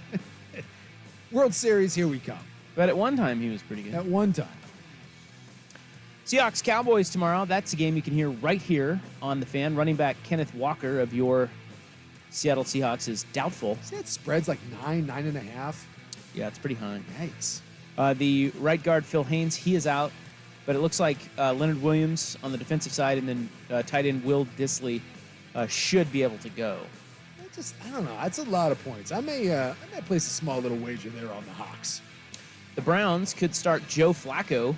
Yeah, he's taking the first team reps right now. Yeah. They said they promoted him to QB2, but DTR. Yeah, they're playing the Rams. Yeah, DTR is battling concussion symptoms or symptoms with a syndrome. Like someone else is, too. And then PJ Walker just sucks. Yeah, he's terrible. So, you know you've stepped in it when you're having to call on Joe Flacco to bail your ass out. Watch Flacco just rip it up, carry him to the Super Bowl. Well, Josh Dobbs did it for 2 weeks, and everyone was like, oh, Josh Dobbs is the greatest. No, he's not. And neither is Joe Flacco. Hey, everybody has bad games. Super Bowl champion Joe Flacco. That is true. Right. Super Bowl champion Joe Flacco. At one point, the highest paid player in the NFL. Bleacher Report reports, as they tend to do, it's right in their name, Chargers coach Brandon Staley will be let go after the season, barring a miracle down the stretch. So he's just no way. He's just a walking dead coach at this point. Yep, needs a miracle, and he's not going to get it. No. They're getting ready to play. They play the Patriots. I was looking at the lines today because it's getting ready for Hugh, and we didn't talk much NFL with him. But do you know what the Chargers Patriots spread is? Is it a touchdown-ish? 6. The Chargers are favored by 6. That's how crappy the stupid Patriots are. Patriots are so bad. They're so bad. So incredibly bad. And yet I might bet them. The Chargers on the stretch, they got the Patriots, Broncos, Raiders, Bills, Broncos, Chiefs. Can you say that slower? Yeah. They got the Patriots, Broncos. Okay. Twice. Raiders, Bills, and Chiefs. Yeah, see, the miracles. Yeah, they're toast. Aaron Rodgers. His 21-day practice window has opened. He is off the IR, only 79 days removed from a torn Achilles. I am having a hard time processing this. If he plays, they said he's targeting the end of December. It's like December 24th. They have a game. If he plays in that game, that would be the most miraculous thing I've ever seen as far as an injury comeback. This does not happen. It's crazy. And they were showing clips of him today. He's dropping back and throwing balls. He is cleared for football activity. So, wow. I mean, I still think that they may not be in contention, and if they're not, why come back and risk it? But, dude, this is amazing. His other Achilles has the opportunity to do the funniest thing in ever. It does happen a lot when guys rehab from one. They blow the other one. But I wouldn't call that funny. No, it'd be like... It's objectively funny for him to like rush back, do everything and then that blow he out the can other to blow out the other one. I don't. You can't find any humor in that, sir. I can't. That's heartbreaking. But at the same time, I would not laugh. New York, by the way, 4-7. Okay, so transfer portal. We've got several guys jumping in the portal. All the quarterbacks here. We've got Duke QB Riley Leonard. Now, Riley Leonard, a lot of people thought was an NFL guy, like a first-round NFL guy. He got hurt. He was chipped up. Didn't have the year that he was hoping for. So he's going to come back. Riley Leonard is, like, a lot of people think Notre Dame would be a landing spot for him. That's a big deal right there. Yeah, he's a good quarterback. Yep. Arkansas QB KJ Jefferson enters the portal. He was preseason All-SEC. He has 67 tutties thus far. Not this year, but in his career. Coastal Carolina quarterback Grayson McCall enters, and Jonathan Smith loses another from his new QB room. Michigan State freshman Caton Hauser has entered the portal. He started 7 games for Sparty. I think, 3 quarterbacks now, I believe, at Michigan State have all entered the portal. Van Dyke, the Miami quarterback, he entered yesterday. There's a couple big receivers. It's the portal is going to be absolutely crazy. And who was it? I think it was Matt Rule that said for a good portal quarterback, it's $1 million to $1.5 million or even $2 million. That's what he said. So it's just it's out there. This is the cost. If you want any of the names, like I'll bet you Riley Leonard, I bet you that's closer to $3 million to land a kid like that. Well, could he go to A&M? Because didn't his coach go to A&M? Yeah, but I think a lot of people think that Notre Dame is the fit there. So, but yeah, he did go to A&M. A&M would certainly be in the market for that. I think I'd personally rather choose A&M, but maybe His coach probably didn't want him. I don't think tired of him. I don't think that's the case. What a bum. Yeah. I think he only played 6 or 7 games this year. Hot 5 at 5 brought to you by Victor Rico's Mexican Food, the most popular burrito spot in Oregon. Order now at victorricos.com. We will tell you definitively who will be playing in the college football playoff coming up next, and that will be followed by an Oregon-Washington preview with the great Joey Harrington. It is 5:13 on The Fan. The Blazers are a scrappy bunch. He wants us to...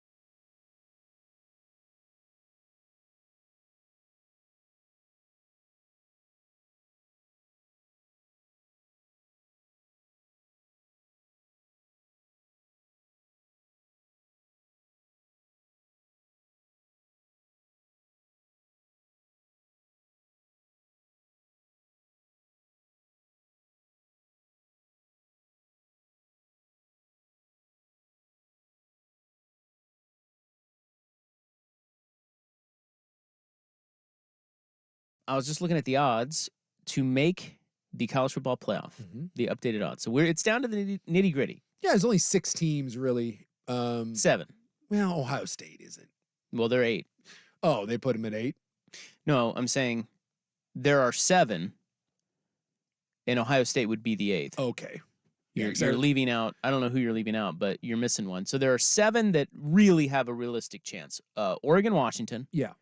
Georgia, Alabama, Michigan, Texas, and Florida State. I was leaving out Texas.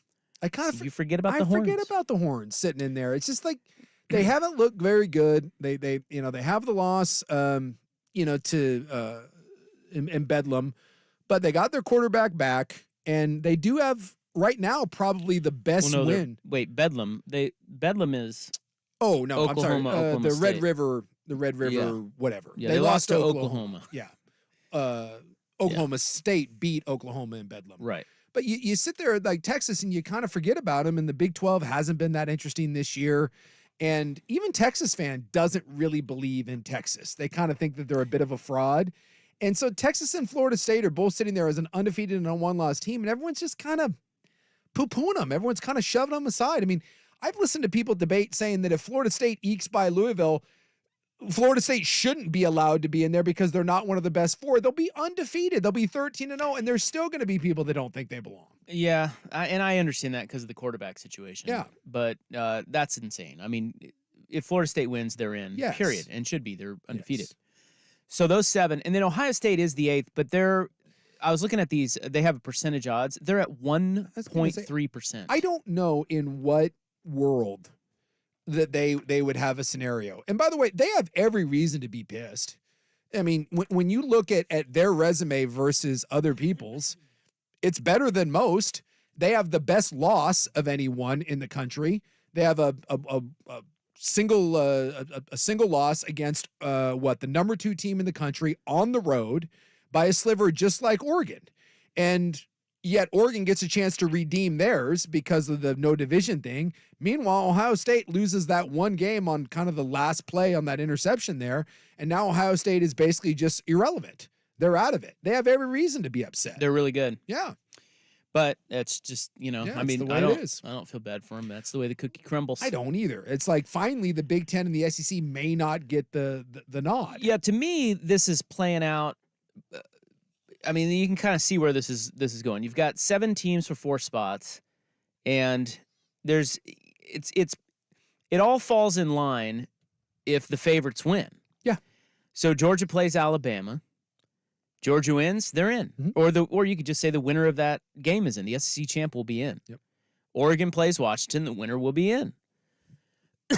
Michigan wins, they're in. Yep. There's 3 spots. And then the 4th spot is Florida State if they win.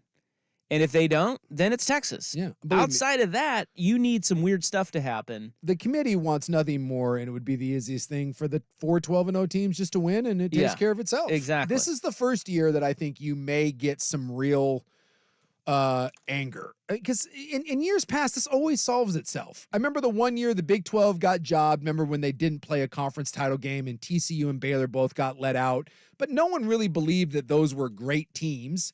You know, there was a year that Cincinnati got in, Michigan State got in, and there was some debate, but their resume allowed them to get in versus arguably some better teams. But again, no one really felt bad about it.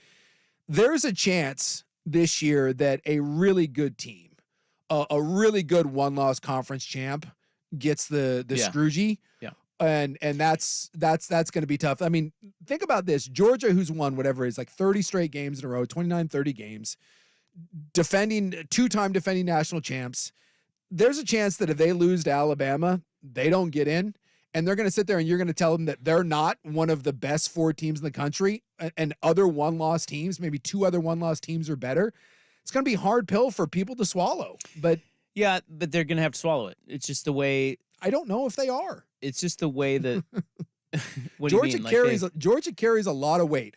Look, they're not getting it. If Georgia loses, they're not getting in, depending on what else happens. All I'm saying is I could see a scenario where if Georgia lost by a field goal, or something, they pull an iron bowl, right? Milroe throws a 4th and goal from the 31, and Georgia loses on something like that, I can see a scenario where they look at Texas or Oregon as a one-loss conference champ and say, no, we're putting Alabama and Georgia in. I don't think that's going to happen. No way. But especially with Texas, wouldn't shock me one bit if it happened. It would shock me. Oregon Oregon right now is in the same conversation as Georgia and Michigan. Yeah, but they're not. Well, but they are. Well, they are. They're not, in the same conversation. They're not Georgia. And I don't believe anyone in that room believes that they are. I think there's a lot of people that think that they are a top 2 or 3 team in the country. It's the difference between that and being Georgia and the resume that they have built over the last You got to win of your years. league. You got to win your league. But you don't, because we've seen non-conference champs get in. This year you do, because every single the Power 4 now champs are all right, or they're all in this. Yeah. And that's what's unique about it, is that sometimes there's a 2-loss champ that's not considered. Yeah. But in this instance, you still have 4 teams undefeated. Yep. That's where it's different. So yes, in a normal year, Georgia being 1-loss non-SEC champ can make a very, very strong case. If chalk holds, except for Georgia, Alabama, Georgia doesn't have much of a case because they did not win the SEC. We know that they're one of the top 4 teams in the country, but that's not what this is. It's not the top. It's not the 4 best. It's the 4 most deserving based on the protocol that they lay out, and conference championship will be the decider for that committee. So I actually feel like this is not going to be that hard for them unless you get that real chaotic scenario. One of which is if Iowa beats Michigan. Oh boy. Yeah. Then I don't know what you do. So let's say Florida State loses. Let's say Florida State loses, and Oregon beats Washington, and Iowa beats Michigan, and even throw in a wrench of Alabama beating Georgia. Now pick your 4. I don't know. I don't think Louisville can't get in. They'll be a 1-loss team. They're not getting in. The big one would be somehow if Iowa were to win, then I don't know what the hell you do. I really don't, because they've loved Michigan all year, and Michigan sitting there as a 1-loss team, but isn't a conference champ. I don't know. Could it then be Oregon, Alabama, Texas, and Florida State? Michigan and Georgia both lose and don't go. It would be. All I know is we've never had it be like, we always talk about all these scenarios, but at the end of the year, you're right in that it usually ends up being not that hard. So history would tell us that this isn't going to be chaotic, but one of these years it has to be. One of these years it's going to get screwy, because after, and maybe it's this one because it's fitting because it's the last one. Yeah. Because after this is the only downside. They're all in. This is the only downside I will say to the 12-team playoff. And I think Herb Street was talking about this today a little bit too. And the 4-team playoff is better than it was, is better than the 2, and is better than the old stupid BCS system. And the 12 would be better than 4. The one downside is, it's true. At the end of the year, some of these games, like last week, the Ohio State Michigan game was amazing because that was basically an elimination game. Next year, yeah, it's bragging rights, but it really doesn't matter because both are guaranteed to be in. It'll be a bye game, though, and that could be a big deal when it comes to getting healthy and moving forward. Oregon, UW won't matter because both are in. It's just there will be an element of that. Conference championship games, yeah, they're kind of important, but look, the end of the year is not going to be new. You will sacrifice the final 3 weeks of the season and conference title games. You will have to sacrifice the significance of that from a major standpoint. But the trade-off for that will be you get the 12-team playoff and we get all those great games at the end. But there will be sacrifices that made because some of these games that used to be must-see TV aren't going to be. They're going to be like, who cares? Yeah, it's seeding, but, So do you want? But it's fine. We're both in. You want the 12-teamer if it were this year? Yeah, I would love the 12-teamer because the first 4 buys, right? Yeah. So 4 teams get buys are Georgia, Michigan, Washington, and Florida State. Yeah. So Georgia would play the winner of 8-9 Alabama, Missouri. Okay. Florida State in that half of the bracket would play the winner of Oregon, Tulane, 5-12. I think the Duckies like that. Washington would play the winner of Ohio State, Ole Miss, 6-11. And then Michigan would play the winner of Texas, Penn State, 7-10. So you could have Georgia, Alabama, Florida State, Oregon, Washington, Ohio State, Michigan v. Texas. See? And that's phenomenal. But it does sacrifice the Oregon-Washington game, the Ohio State game, all those, like Georgia, Alabama, the critics are right that it will neuter the end of college football big time. And it's even going to neuter some during the regular season. Again, that Washington-Oregon game felt so big.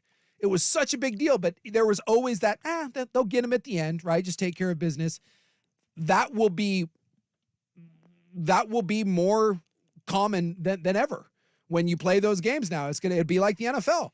We lost in week 3 and that kind of stinks, but we'll see him at the end of the year. 2 losses, no big deal. We'll see him at the end of the year. I'm all for the 12-team playoff, but be prepared. There will be some people that are going to be bitching and moaning because that's the reality of the regular season. It becomes very much watered down. Okay. I still think, though, that some games are going to count. Like that Oregon State-Oregon game would actually have counted more next year because it would have been for the playoff. So I think games will count. It just might not be like Ohio State, Michigan, which would be for the bye. It would be more the Oregon State's, Louisville's. Oregon State versus Arizona this year. That game all of a sudden gets ratcheted up or, what have you. So games are still going to matter. It's just going to be a little different. Yeah, it will be the middle of the road, not middle of the road, but, the third team in the conference. The third best team in the conference. Those games at the end of the year will take on bigger significance. And the top teams, you'll be fine. All right, who's going to be in the college football playoff? Go. Michigan. Okay.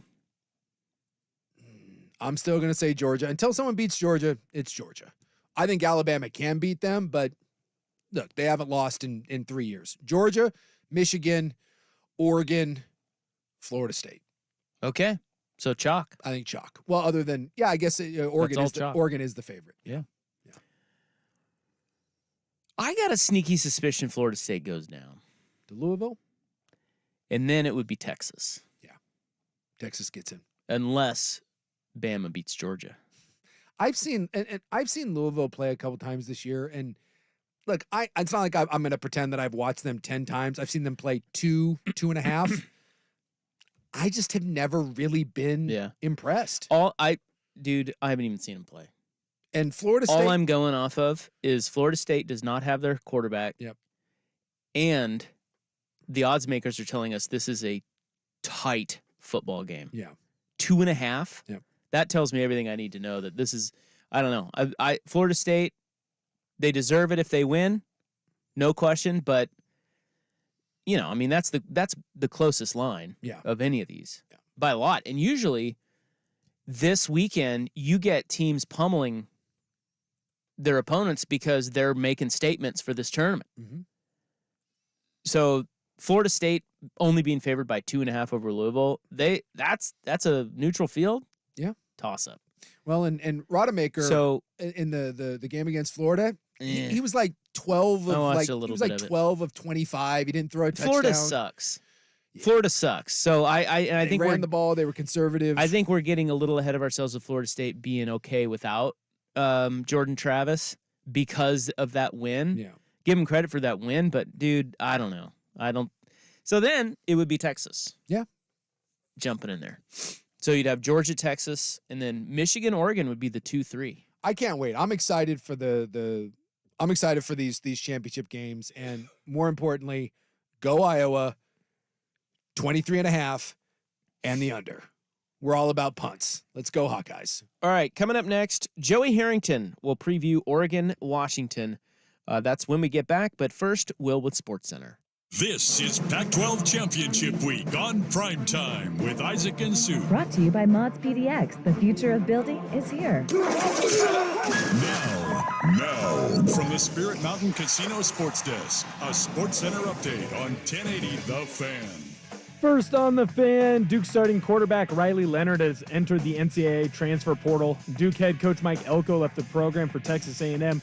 Could be a possible landing spot for the 2-year starter in Leonard.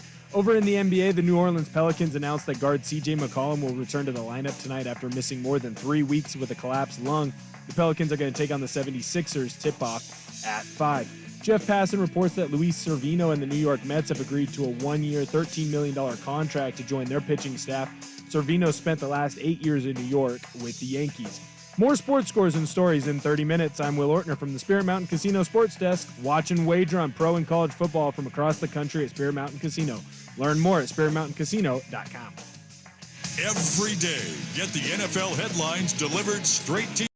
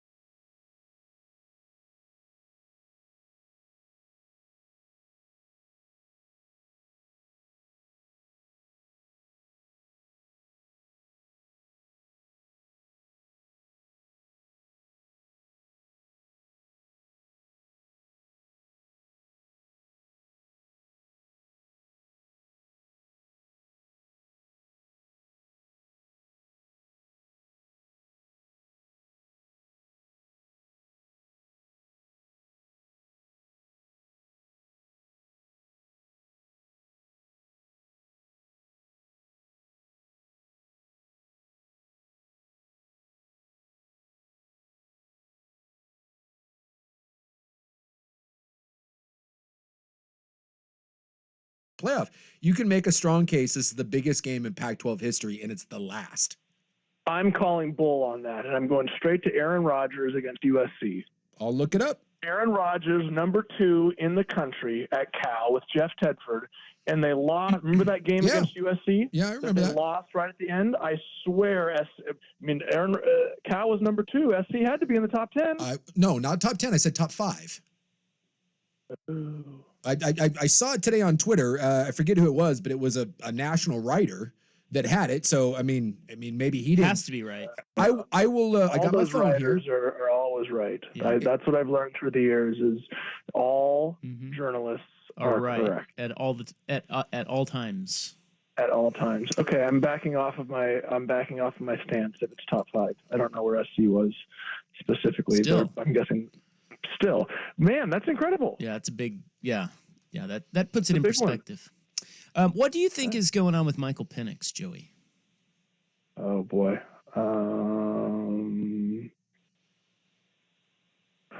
Wasn't prepared to answer this. I don't know, and I don't want to speculate. Something though. Yeah. Seems it. I would say, boy, as somebody who has been through the ups and downs and the pressure of collegiate and NFL football, it looks to me from the outside that something else is going on. And we very quickly, you've taken me in a very different direction than screw the Huskies. This is a huge rivalry game. But I hope that he's good. I think I'll just put it like that. I hope that he is good, because I think we all want to see. Look, as much as we hate, we hate the Huskies, we hate the Beavers. Like, as sports fans, we want to see fantastic games, and I don't care who you are, unless you're a bit deranged, you don't ever wish ill upon the person. You can hope their team loses and their stadium burns down in a fiery mess, but you don't ever want to wish ill upon people. So yeah, I think I'll just kind of leave it at that. You caught me up, man. There are very few times when you catch me off guard. You caught me off guard with that one. How did you know that wasn't coming? I mean, that it's a big topic. I mean, not that you have to talk more about it. I'm just, you shouldn't have been caught off guard by that. Well, that's true. I think it's the way that you framed it.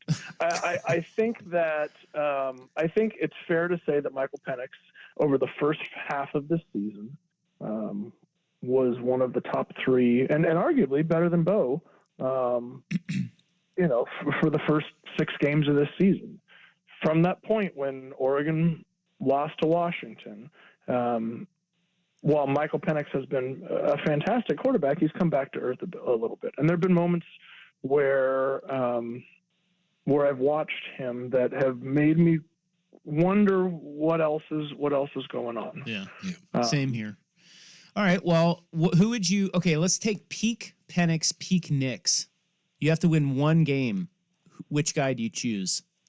I choose Nix, because even in see here. Well, yes, I choose Nix, because I can't take peak Penix without taking into consideration the valley, right? You say peak, like it. I can't separate the two right now, right? Okay. Peak Nix is like the what's the standard deviation, or like the difference between peak Nix and Valley Nix is like what was Valley Nix? 245 and 3 touchdowns on 74% completions, and then getting pulled at the end of the third quarter. Like that was his worst game. Like Valley Penix is 2 picks in the first half and squeaking one out against Arizona State 15-7. That's true. Bo Nix has been literally impeccable with the exception of about a drive or two against Washington State and maybe a drive or two at the end of the SC game. Like, if I'm going to pick one person based on the body of work and say I have one drive to go win it, I'm picking Bo because I know exactly what I'm going to get. Okay, peak Knicks, peak Mariota. Ooh. That's a tougher one. Don't you put that evil on me. Peak Joey Harrington. How about peak Joey Harrington? That's what you should take. Oh, that's an easy question because again, I'm worse than a Penix. Peaks and valley. No. Seriously, it's this conversation that we've had before. Against Arizona State, I threw every year I'd go for like 4.25 and 6 touchdowns. But then against Oregon State, I'd barely crack 100 yards and wouldn't throw a touchdown. Like, peak me was phenomenal, but valley me, oh man, it's the conversation that Bellotti would have in the tunnel with me. Like, you don't have to wait until the fourth quarter to start playing well. Like, there would be stretches where I would suck, but for whatever reason, fourth quarter came around and it's like, all right, cool, let's go win this. See, I would take peak Bo because again, there is exactly what you're getting all the time. I would take peak Marcus. And it's no fault of Bo's. It's by design. I would take Marcus because of the ability to run, and they don't ask Bo to run. He certainly can. But that was going to be my response. Is like, he can. Bo ran. What did Bo run for last year? Yeah, he runs. Bo ran for 700 yards last year, didn't he? Look, you're talking about what I believe is going to be a debate between two Heisman Trophy winners, because I think Bo's going to win it. And so you're asking me to make a very, very tough decision, and I'm going with the guy that was more willing to tuck the ball and run. And against better opponents, his ability to move around, not that Bo can't, but his willingness to, I'm taking Marcus by a sliver. And I would and I'm not making a choice here, but I would make the argument, simply for argument's sake, that Bo is a better pure passer than Marcus was. Yeah, I can see that. was such a threat, and he was a significantly more accurate passer than Marcus was. A lot of Marcus's completion percentage, were those, was quick tempo, bam, ball out of his hands. And Bo, this year especially, if you had to say what is one thing that Bo has to improve on after last season to improve his draft stock or to make him a better quarterback, it's his ability to sit in the pocket and throw the ball accurately mid-range down the field. And what do you think he's done this year? Oh God, has he done that? Yeah, you think he's? So I'd flip it on you. Is he he's a top 10 pick, isn't he? I mean, he every mock that I've seen has him going in the top 10. I've seen a lot of them where he's like 5 and 6. Yeah, I don't look. I got too many. There's too many what if about him going on right now. Like, is Bo the best ever? Is this team the best ever? Well, look, you got to get through a Pac-12 championship, and then you got to get a Heisman Trophy, and then you got to get through a college football, CFP semifinal, and then you got to get to a championship game. I got 4 hypothetical situations right there. I can barely even look at. I can't look at a mock draft at this point. I know it's a decent point that it's kind of all just now starting, right? Like, you're only just now opening the gate to what you really wanted, and you did a lot to get to this gate, but it's not even. You're right. There's a lot that lies ahead. Let's take a break. We're with Joey Harrington here early because we're not on Friday because, of course, the Oregon-Washington game will be on the Fan. When we come back, we will talk to Joey about where his eyes will be and what the keys to this game are against Washington in the Pac-12 championship. That is right after this, courtesy of Mods PDX on 1080 The Fan.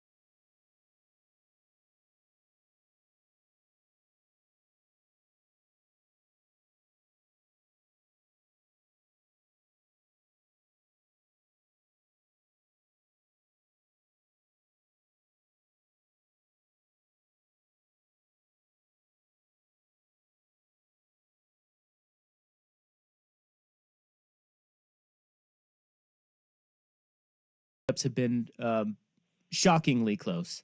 Do you expect this matchup, Friday, Oregon-Washington, to be as close?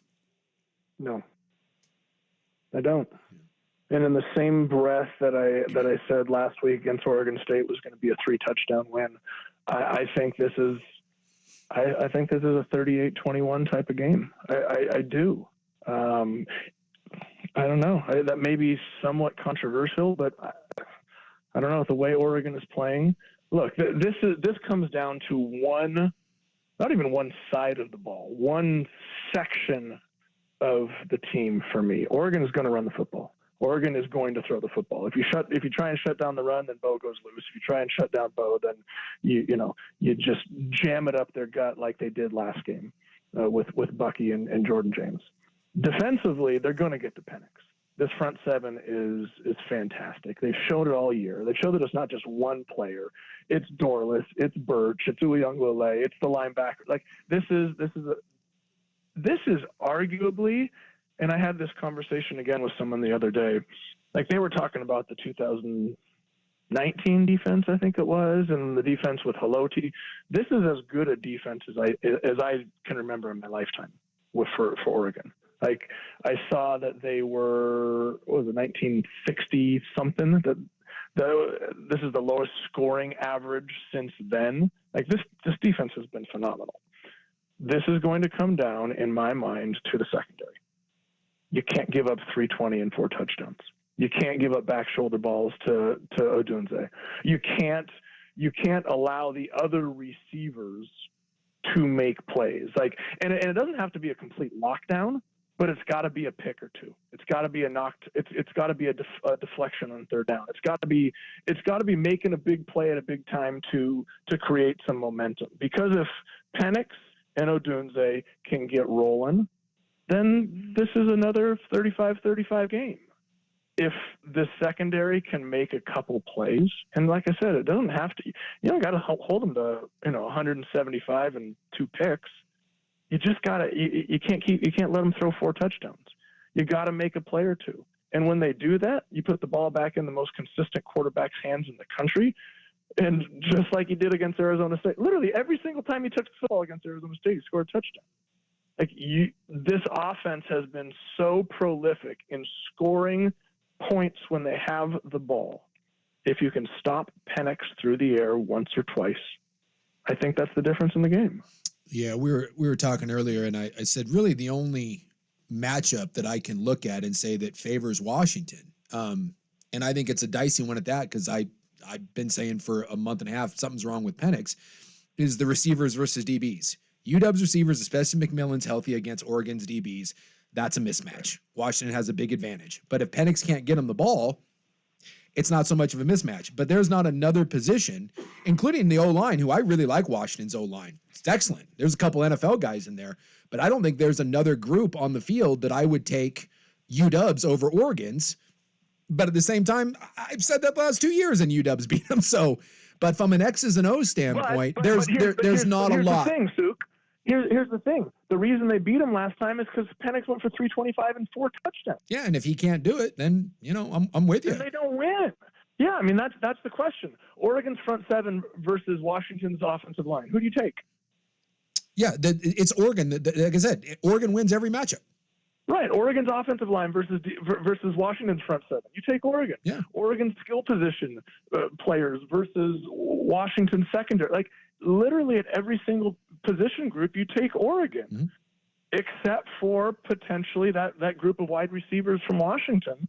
And that's no slight on Oregon's secondary. It's just that they're really, really, really good. Yep. And Oregon's secondary has got to come up and make it.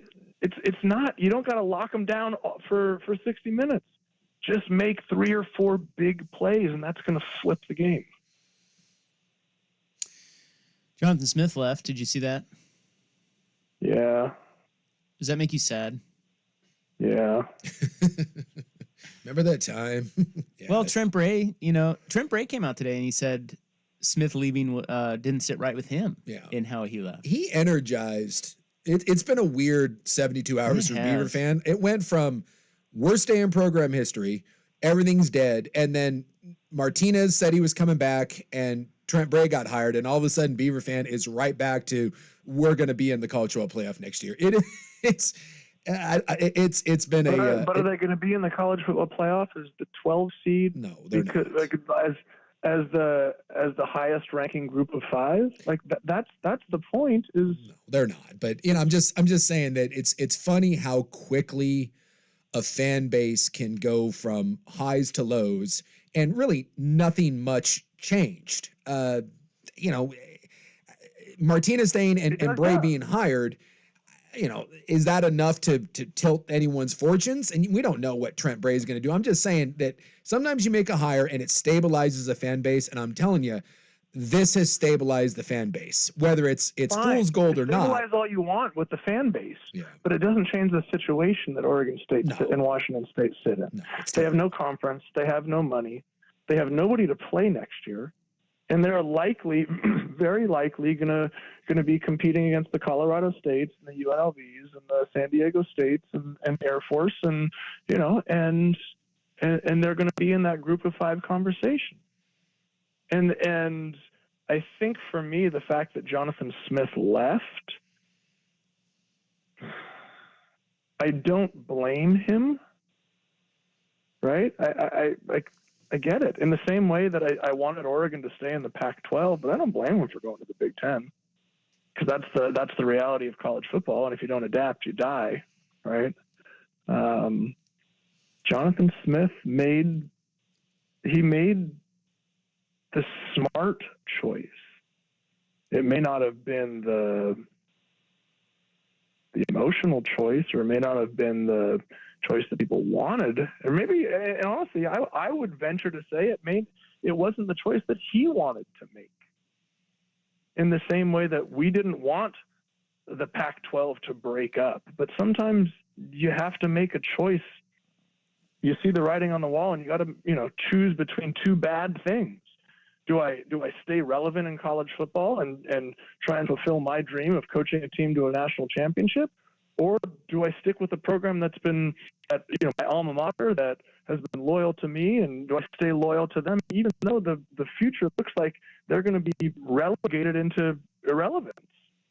Those are 2 bad choices if I'm looking at it. Well, enjoy the game on Friday, Jay Joseph, and I will. We're back next week, so no vacations yet. We'll talk to you next week, okay? No vacations. Where am I going to go? He was talking about him. We're talking about us. Yeah. Oh, you. Yeah. Oh, okay. We've got, sometimes in December we disappear. Yeah, we. Yeah. I'm on crutches still. People are asking me, "Are you going to Vegas? You going to the game?" I was like, dude, I can barely get down the stairs, let alone go to the airport, so I'm not going anywhere. I got no vacations anywhere. Yeah, and, it's kind of nice. Sometimes, Yeah, you don't have to do anything. There's no expectation to do anything. You just sit around and get down to Mexico and do that Aaron Rodgers treatment. What are you doing? Come on, man. Oh, yeah. Yeah. You're assuming that I still am coming back to play. Yeah, no. Suk, I'm trying to walk. I ain't trying to play NFL football anymore. He goes down and does the whole stem cells and all that stuff down there in Mexico, like the Joe Rogan place. I looked into that because I'm looking at stem cells for my knees, and to go down there and have your knees treated, it was $30,000. They make it sound like it's just like, why doesn't everyone go down there and do that? Why doesn't everyone go down? Yeah, they make it sound like, yeah, this is great. Like if you've got pain, just head down there. They take care of it. And they walk you through the whole process. Takes about like 45 minutes. They talk to you, and at the end they hit you up with, yeah, we started about 30 G's, and then it goes up from there. You're like, you said Joe Rogan, and I immediately thought of Dave Chappelle. And maybe we could just leave it on this. Hey, Joe Rogan. Joe Rogan, there's one thing you may not know about me. I smoke rocks. Yeah. It's you're good luck healing your knee like the rest of us. Head up. That's what happens in Mexico. All right, we're out of here. Take care. Yeah. All right, that's Joey Harrington, courtesy of Mods PDX. The future of building is here. Let's get to the club. Coming up next on The Fan. During the Jeep Black Friday sales event, get 15% below MSRP, plus no monthly payments for 90 days when financed on 2023 Jeep Gladiator and most 2023 Grand Cherokee and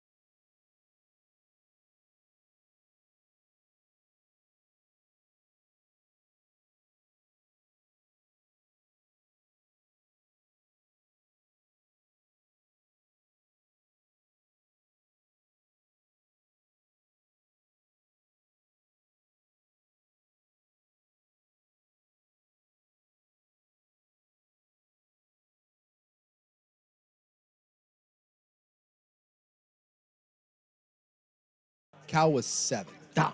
And there were some Stanford games where we had like 4 versus 9. But as far as I can tell, I went back and looked at, I was Googling like top 10 matchups for the Pac-12. Mm-hmm. And yeah, you got to go back to like 1971 as UCLA and USC. You know, that's wild because Kansas and Missouri one year, shockingly, played and they were 1 versus 2. Mm-hmm. And then I was watching the Egg Bowl for some reason, and they said that there was a matchup once in that series that Mississippi State and Ole Miss were 1-2. Really? That Yeah. must have been the olden days. So it's like really random. Yeah.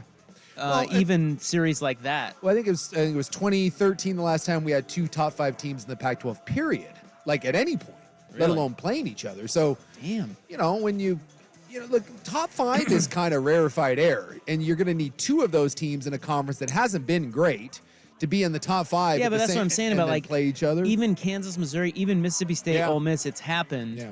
And in the Pac-12, it has not. Well, it did. It just happened in the 70s. So it's been a while. So again, strong case. The 70s. On Friday, this is the biggest game in Pac-12 history. Yeah, man. I love the 70s. Man.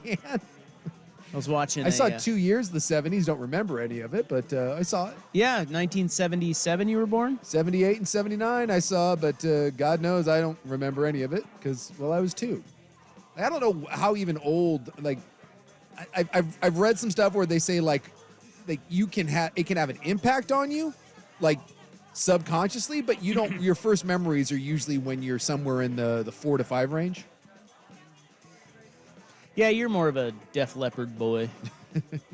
You're not a... No, I'm not a child of the 70s. Child of the 80s. Earth, Wind, and Fire boy. No. I miss the I feel like... I'm more of an Earth, Wind, and Fire boy. But, like, if you talk to people that grew up in the 70s, they all thought the 70s were lame and that the 60s were awesome. Yeah, so, that's true.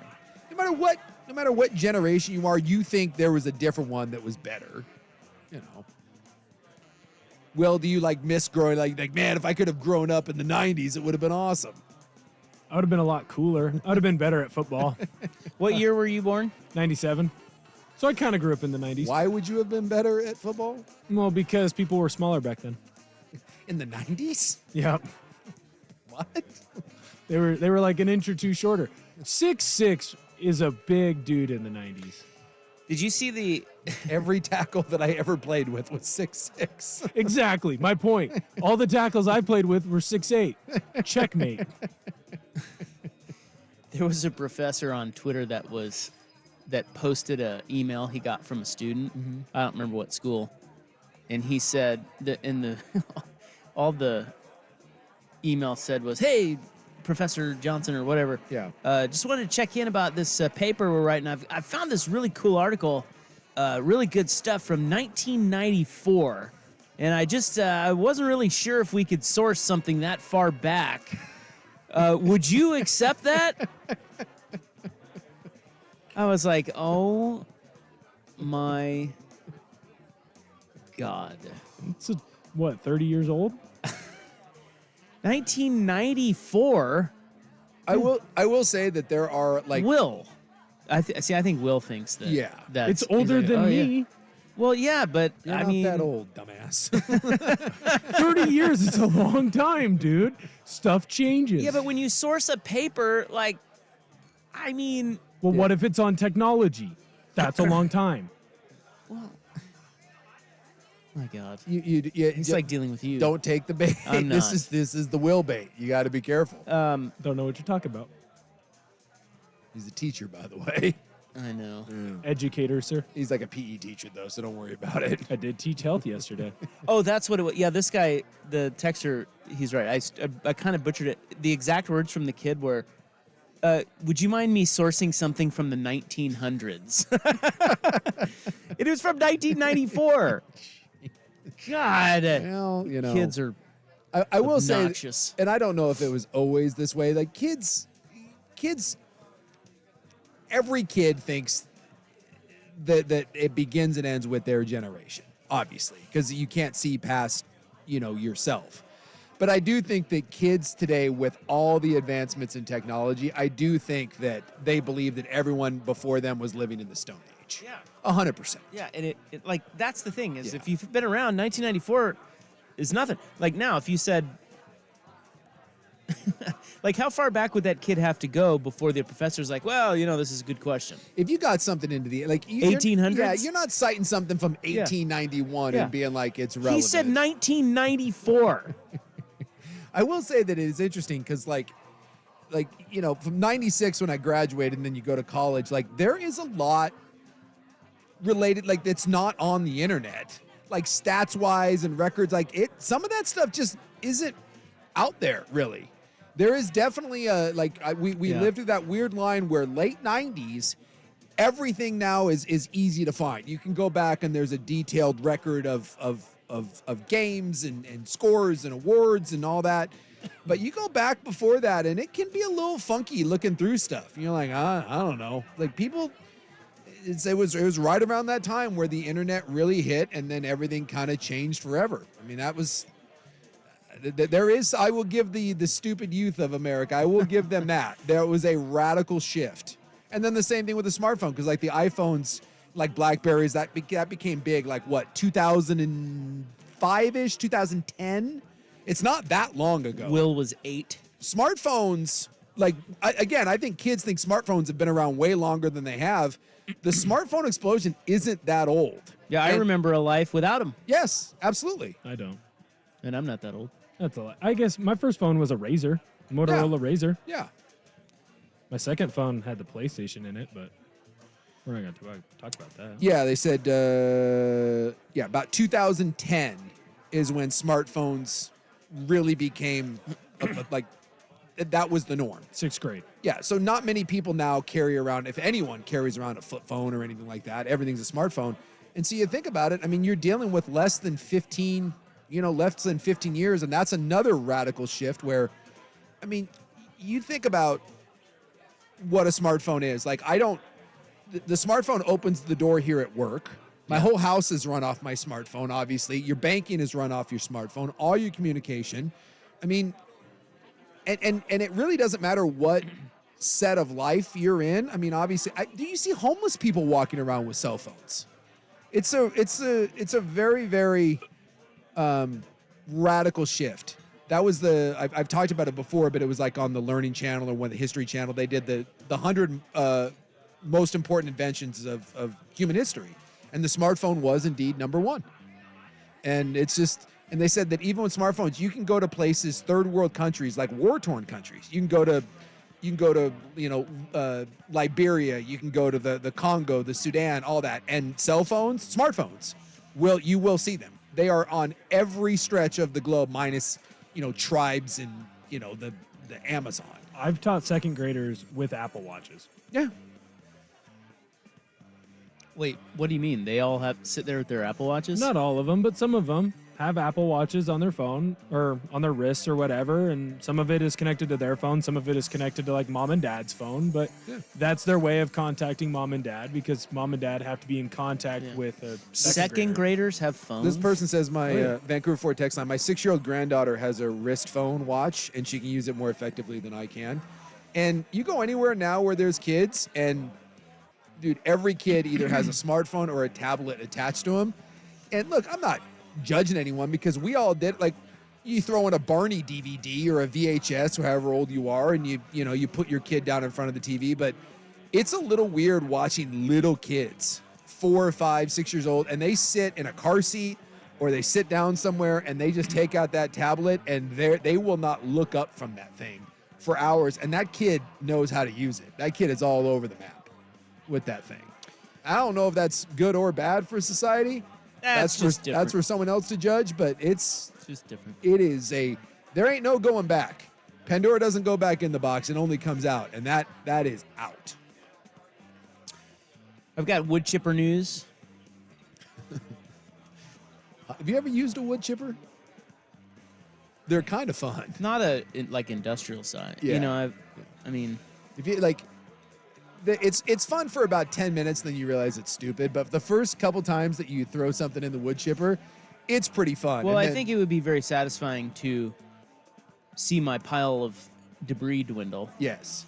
Without having to do much. And I'd also like to point out that you will find other things to put through the wood chipper. Yeah. I mean, you got we rented one. Yeah. When I lived out on property in La Center, we rented one of the big ones. And I guess it's not one of the huge ones, but it was significantly sized. And let's just say, like, you at some point you get bored where you're like, I just got to start looking. Like, we threw like an old like VCR in there where just what like, happened? Oh, dude, it total just mangles. Shredded it just to the level of wood.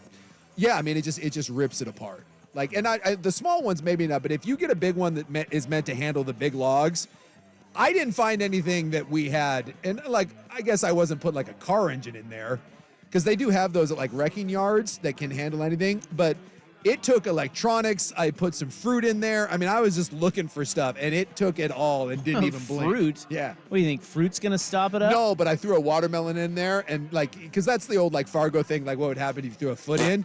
We threw a big old watermelon in that thing, and I'm telling you, that's like, I mean, it is gone in half a second, and then just comes out a nice reddish hue. Does anything jam that bitch? Not that I found. There's got to be something. When I was in middle school, my favorite YouTube channel and a bunch of my buddies' favorite YouTube channel was this guy who had like the top of the line blender, and it was literally titled "Will It Blend?" And he would take different household items or iPhones or Motorola razors or whatever he could find, and he would throw it in the blender and try and blend it. Similar idea to the wood chipper. Yeah, I'm sure if you found something that was obviously big enough, but I mean, this was a big one that we had to tow out to the yard. I mean, we were dealing with, like, we were chipping up probably 4 trees that were, that we had that were 60 plus feet, and all the branches that went down with it. So, I mean, it was a big old sucker, and, it can handle a lot. The cool ones are like, if you ever see the ones like at the wrecking yard that they put cars in, because there is nothing that stops those things. I mean, they eat cars, for heaven's sakes. And I gotta believe that's kind of therapeutic. Well, we have a death by wood chipper, and it's terrifying. That's next on The Fan. A gut punch in Corvallis. These decisions are not easy.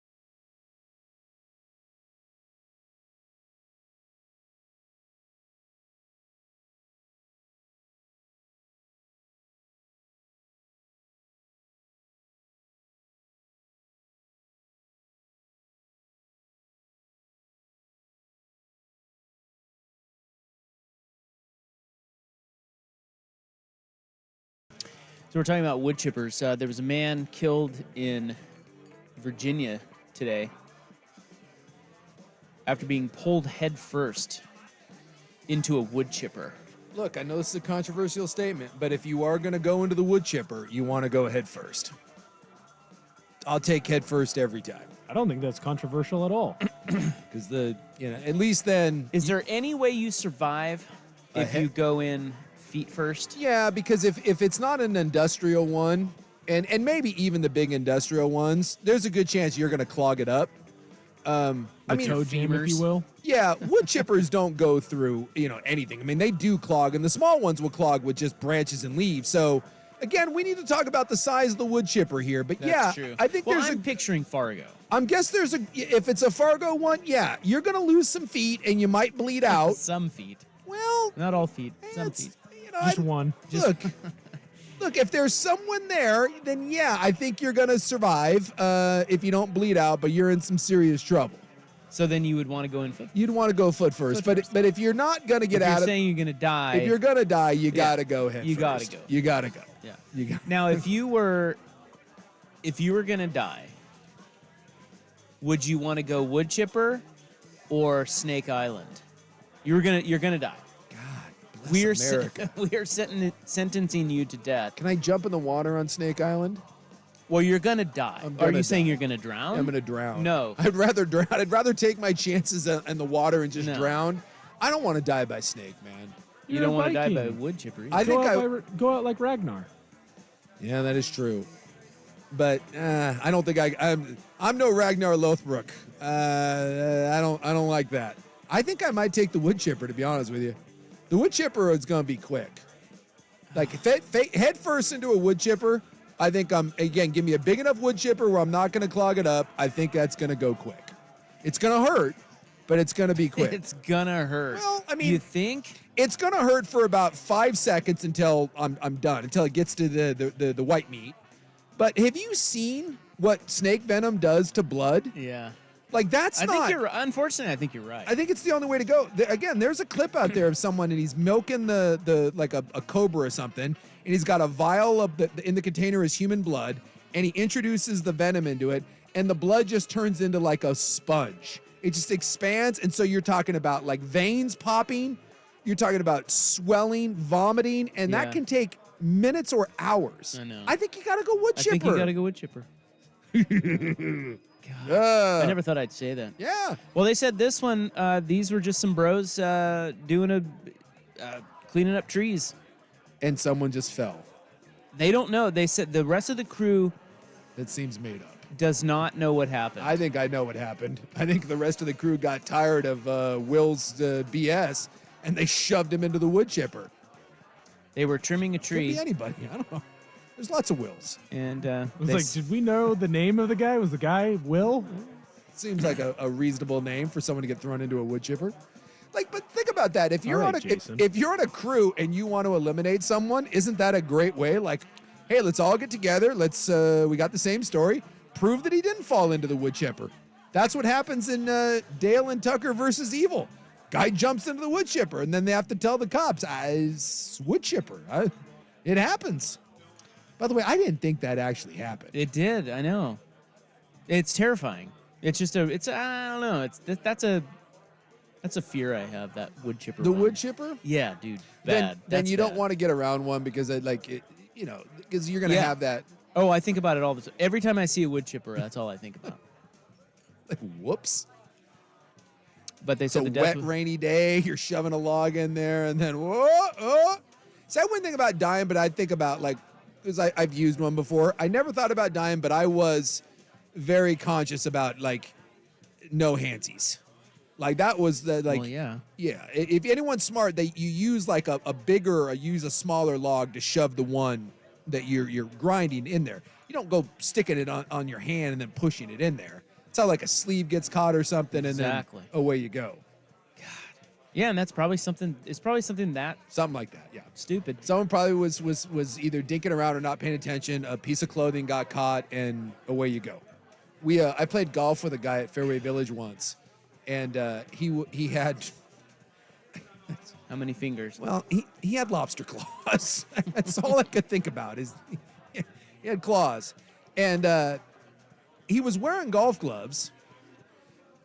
And I didn't notice it until about the second hole when you realized that the gloves were kind of flapping in the wind, a lot of the fingers. And so I was trying to do the not be rude thing, but at the same time, you're staring. And then he was like, oh. And he was happy. He ripped those things off and showed me. And he worked at the Franz Bread Factory, and he knew the date. He was happy to tell the story, like way more detail than I needed. And he was working at the Franz Bread Factory like in the mid-'80s, and same thing. Got a piece of clothing caught in the bread slicer and tried to both hands. Because he was trying to free himself as it was pulling him in. So he was trying to grab at the piece of cloth, and when you grab at it, the one hand was being pulled in, and then the other one was grabbing at it, and it got the one hand worse than the other. But I think he had his thumb and pointer finger on the one hand, and then I think he was missing because it was opposite. He had no pinky and ring on one hand, and then he was missing on the other side. It was the other way. So it was opposite where he was pulling at it. And I'm telling you, the dude he had an unbelievable he's lucky. Short game? No. He wasn't. I was like, oh my God, I'm so sorry. And he's like, this is great. He's like, they gave me a big old settlement. And he's like, they moved me. He had worked there like 30 years. They moved him up into like an office. He's like, I never had to work on the line. He was way more positive than someone should have been with lobster claws. Super nice guy. So, text line, got to do your wood chipping in the nude, apparently. See naked people throwing wood in the wood chipper just so they don't get clothes cut. That could be dangerous still, though. Why? Something else could get cut. Oh, your dangly appendage. I would think that anytime big wood. Your big wood. I would think from wood chipper to, again, bread slice, anything heavy machinery that grinds and cuts and pulls things in. I want no part of it. Me neither. Because I can get clumsy and goofy. Well, can't we all? Yeah. I mean, I'm not. I'm with you, man. Like if you showed up, like if I showed up for you ever do temp work back when you were a kid? Well, that's temp jobs. I don't know if that's a thing for the young kids anymore. But you used to show up at a temp agency, and they would send you out to random jobs. And it was usually manual labor. I show up, and they're like, "Hey, you're putting this into this machine that rips things to shreds and cuts them up." I'm like, "Nah, no, I'm not. We're not doing that. I'm good here." Because again, you make one slip.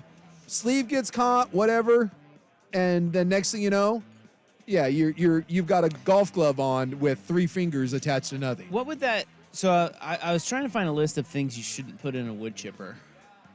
I think there's probably a lot of things. There actually, shockingly, there are. Yeah, and it also depends on your wood. Like there's certain treated woods that you don't want to put in there either. That they're too hard. Yeah, or like wood with a bunch of sap, like pine with a bunch of sap. Clog it all up. Yeah.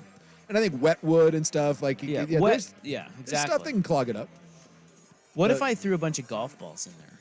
Let's do it. See, what would happen? This is the sort of thing when you rent an industrial wood chipper, you can't help yourself. And they tell you all the things, hey, don't do this, don't do that. Whatever, dude. Buy the insurance, and I say have fun. You spent a couple $100 to rent that thing. You see what happens if you throw some golf balls in it. Baseball, maybe. Be kind of fun. When I teased this story earlier, a guy texted in, and I looked up the story, and I'll be damned if it isn't true. This was in 2020. Oh, no, sorry, 2006. So not the 1900s. Not quite the olden days. But there was this guy in Bend who went up to Mount Bachelor to be the first in line to, get his lift ticket or whatever. Yeah. In the morning. Oh, boy. Yeah. The lift got him? No, he dug a hole into this snowbank. Just hang out. Sure. He's got to wait in line, wait for them to open. Yeah. The snowplow got him. Oh, no. Yes. And did he fall asleep in there? He didn't realize what was coming? I don't know that. Well, I don't know. That's what happened to Jeremy Renner. No, Renner was trying to He fell off of his. Yeah, but it was the snowplow that ran him over. Yeah, ran him over. He was on an old school snowplow because apparently that's what he gets. And he was his saving giggles. somebody. Yeah. I understand that, but the snowplow got Jeremy Renner. Dude got run over by the snowplow. Yeah, lots of red. Oh my god. Red snow being shot out of. Not funny. Again, that's kind of the. I mean, that's the wood chipper, right? I mean, it's grinding stuff up. I don't know if you know, but our soft little pale bodies, we aren't hardwood. No. We're nice and soft. We go right through those things. Yeah, they said it was pitch black. It was snowing really hard, and he was just in the snow, and snowplow guy just doing his job. I played with a kid at BYU that had like half a calf. It was all mangled, and his was a snowblower accident. Yeah, it was a snowblower or was it a snow machine? Snowmobile. I think it was a snowblower. Snowmobile? I couldn't remember. It got caught in the chain and like it ripped, like he had like half a calf. It was like, it looked like, and I was like, dude, you got to tell people that like a shark ate your leg or like a gator because it was just mangled. And he had a lame thing. It was either a snowblower or a snow machine. I forget which one. And I was like, you have got to change the story. But yeah, he was little and he said he was farting around playing and his pant got caught and got sucked into it and it ripped up his leg. Damn. Yeah. I mean, it happens. I know it happens. Everyone's like, yeah, we all know the shop teacher, you know. Oh, dude, yeah. You know, Mr. Weeby or whatever. He's missing some digits or, you know. I think that's just a rite of passage for those I guys. think so. Like if you're an old guy shop teacher with leathery skin and you show up with all 10 fingers, We don't think it. You're like, what? you're not. No. You're a fraud. Yeah, like you haven't been doing this long enough. I don't trust you. We had a teacher at Mountain View that taught floral design, and yeah, I was in floral design. I kicked out of pottery, and it was the only other class that I could take. And she was missing a finger, and she was like a cowgirl sort of thing, and it got the rope. She was roping something, roped it. The rope wrapped around her finger, and it yanked her finger off and cauterized it as it pulled from the heat of it. So she just had no ring finger. She couldn't reattach it, nothing. It went right at the stump. Yeah, just threw it around there, yanked that finger off. You believe that? Sorry. And we were asking her, we're like, oh my God. And she's like, believe it or not, it wasn't that bad. It didn't bleed because it cauterized it. And she was like, it just was like, what did you do with the finger? And they're like, we just threw it away. I'm like, oh my God. She grew up on some ranch like in Montana. And I guess like, hey, man, you lose a finger out there and people are like, that's whatever. Montana, man. Exactly. The dad's like, hey, dumbass, like, be more careful with your rope. All right, we got to run. Here's Will with SportsCenter. This is Pac-12 Championship Week on Primetime with Isaac and Sue. Brought to you by Mods PDX. The future of building is here. Now, from the Spirit Mountain Casino Sports Desk, a SportsCenter update on 1080 The Fan. First on The Fan, the Cleveland Browns have elevated QB Joe Flacco to their QB2 position behind injured starter Dorian Thompson-Robinson. DTR is still in concussion protocol and sat out of practice today, meaning that Flacco could be in line to become the fourth Browns QB to start a game this season. Over in the NCAA, Duke starting QB Riley Leonard has entered the NCAA transfer portal. Duke head coach Mike Elko left the program for Texas A&M. Could be a possible landing spot for Leonard. Over in the NBA, the New Orleans Pelicans announced that their guard CJ McCollum will return to the lineup tonight after missing more than 3 weeks with a collapsed lung. More sports scores and stories in 30 minutes. I'm Will Ortner from the Spirit Mountain Casino Sports Desk. Watch and wager on pro and college football from across the country at Spirit Mountain Casino. Learn more at spiritmountain.com. One number does it all for contests and texting your favorite fan shows. The Vancouver Ford text line is 503-864-6FAN. Colder weather is here, and so is cold and flu season. That means it's the perfect time to bring your kids in for a well-child visit. It's a checkup to make sure their development is on track and their immunizations are up to date.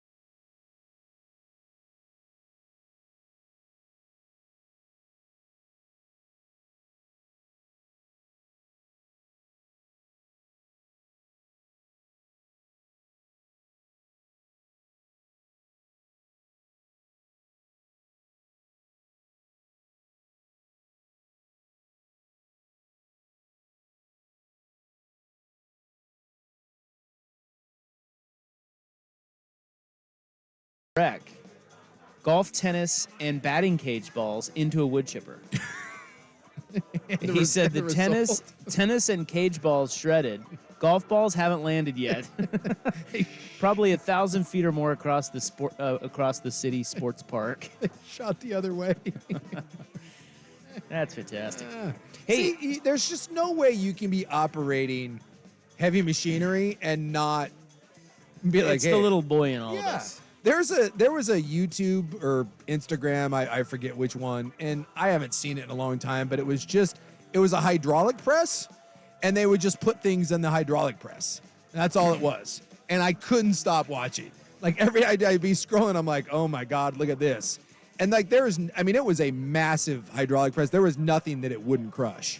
And I guaranteed that if I had access to one of those, I would spend my day walking around looking for things that I could put in the hey, I wonder what would happen if I put that thing in there. Why do you think they blew up the whale?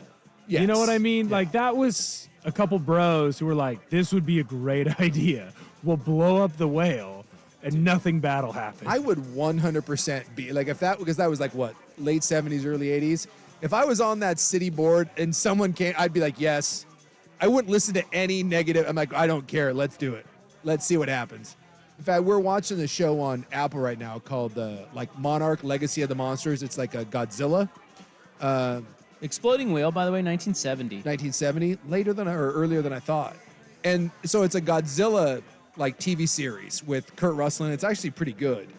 And they nuke Godzilla. And like they lure Godzilla in and they blow him up with a hydrogen bomb. And we don't know quite yet if it like killed Godzilla or if Godzilla just disappeared, but it made it appear that it took care of Godzilla. And I did. Like my gal we were talking, and I was like, that's total horse crap. I'm like, you remember when they blew up the whale? The chunks that were everywhere? Imagine blowing up Godzilla. Like you'd have bits of Godzilla. You would have like building-sized pieces of Godzilla falling down everywhere. They all would have died by being crushed with pieces of Godzilla. And I was like, now that would have been great if they put that in the show. Because Godzilla's the size of like 4 skyscrapers, and you blow that thing up, it doesn't like evaporate, doesn't incinerate. Like, no, Godzilla's going everywhere. And they should have had the courage. If they did choose to kill Godzilla with the nuke, they should have had the courage to show Godzilla getting blown up. You think that's how Henry Kissinger died? Did you see that? He's dead. Kissinger finally... he finally croaked. Was he like 100 years old? He was 100. I was going to say, he's... The tweets are very funny. I'm gonna stand on that. The tweets are funny. What, Kissinger? What tweets? The people that are making fun of Kissinger. They're funny. Why? What do you mean? Read one. Yeah, I'll do that. Well, what do you mean? I don't know what you're talking about. Go on Twitter and read what people are saying about Henry Kissinger. It's funny. The man died. I don't think that matters. The internet is a... When Queen Elizabeth died, they chanted horrible chants about her at soccer games. Oh, wow. Yeah. To be honest with you, I can't say that I knew Henry Kissinger was alive. Well, yeah, you did, because we just did this not too long ago. 100 years old? Well, he was on 60 Minutes, and I head sewn to the carpet, could not believe that he was still alive. I brought it to the show. We were talking about who's the one person that you would have sworn was dead. Look, and for me, it was Henry Kissinger. Yeah. I could not believe he was still alive, and they just interviewed him. When you told me that, my first thought was he's already dead. But no, he's finally dead. Yeah, we just talked about him not too long ago. Well, now super dead, and apparently everyone hated him. The internet not a fan of what Henry Kissinger had to offer.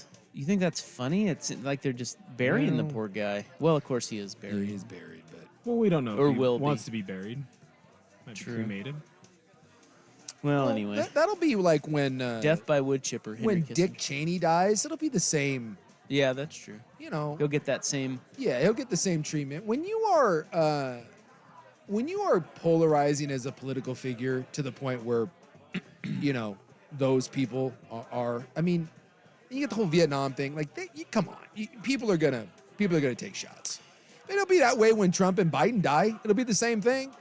If Trump died tomorrow, half the country would think it's the funniest thing ever. And the same thing with if Biden fell and died like in a fall, like he took a tumble down the steps, which is like happens all the time with old people.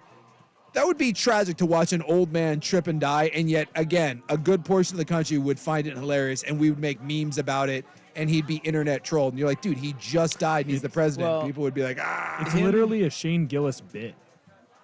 Both of them dying and falling and dying. It's a Shane Gillis bit. No, there you go. It's already funny. I don't know who Shane Gillis is, but stand-up comedian. Okay, well the the video of him falling over on his bike was kind of funny. See, I'm not gonna lie. But he didn't die. If he did die, would you still laugh? No, I would laugh privately. See? Coward. Because I'm such a good guy. All right, we got to go. 6:51 on the Fan. Seahawks football is on the Fan. 6 DBs in the game. Play fake. Dobbs being chased.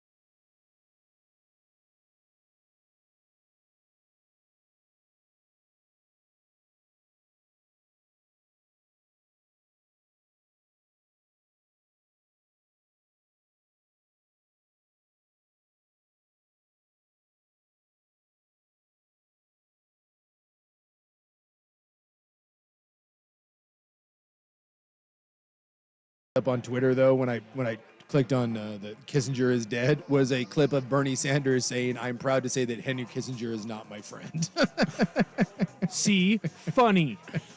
I stand by that. That is funny. A lot of war criminal stuff, and rest in piss. That's not as funny. That's one. That's rude. A lot of Jimmy Carter outliving Kissinger and going to his funeral and dancing on his grave. And so Jimmy Carter's 99, right? That's kind of funny. Yeah, Carter's super old. Carter and Soros, not big fans of Kissinger. So there's a lot of like the Paul Rudd. Like, look at us. Who would have thought we'd be here? Soros and Carter at the funeral. All right. Coming up next is Hot Corner with Harris and Not Lynch.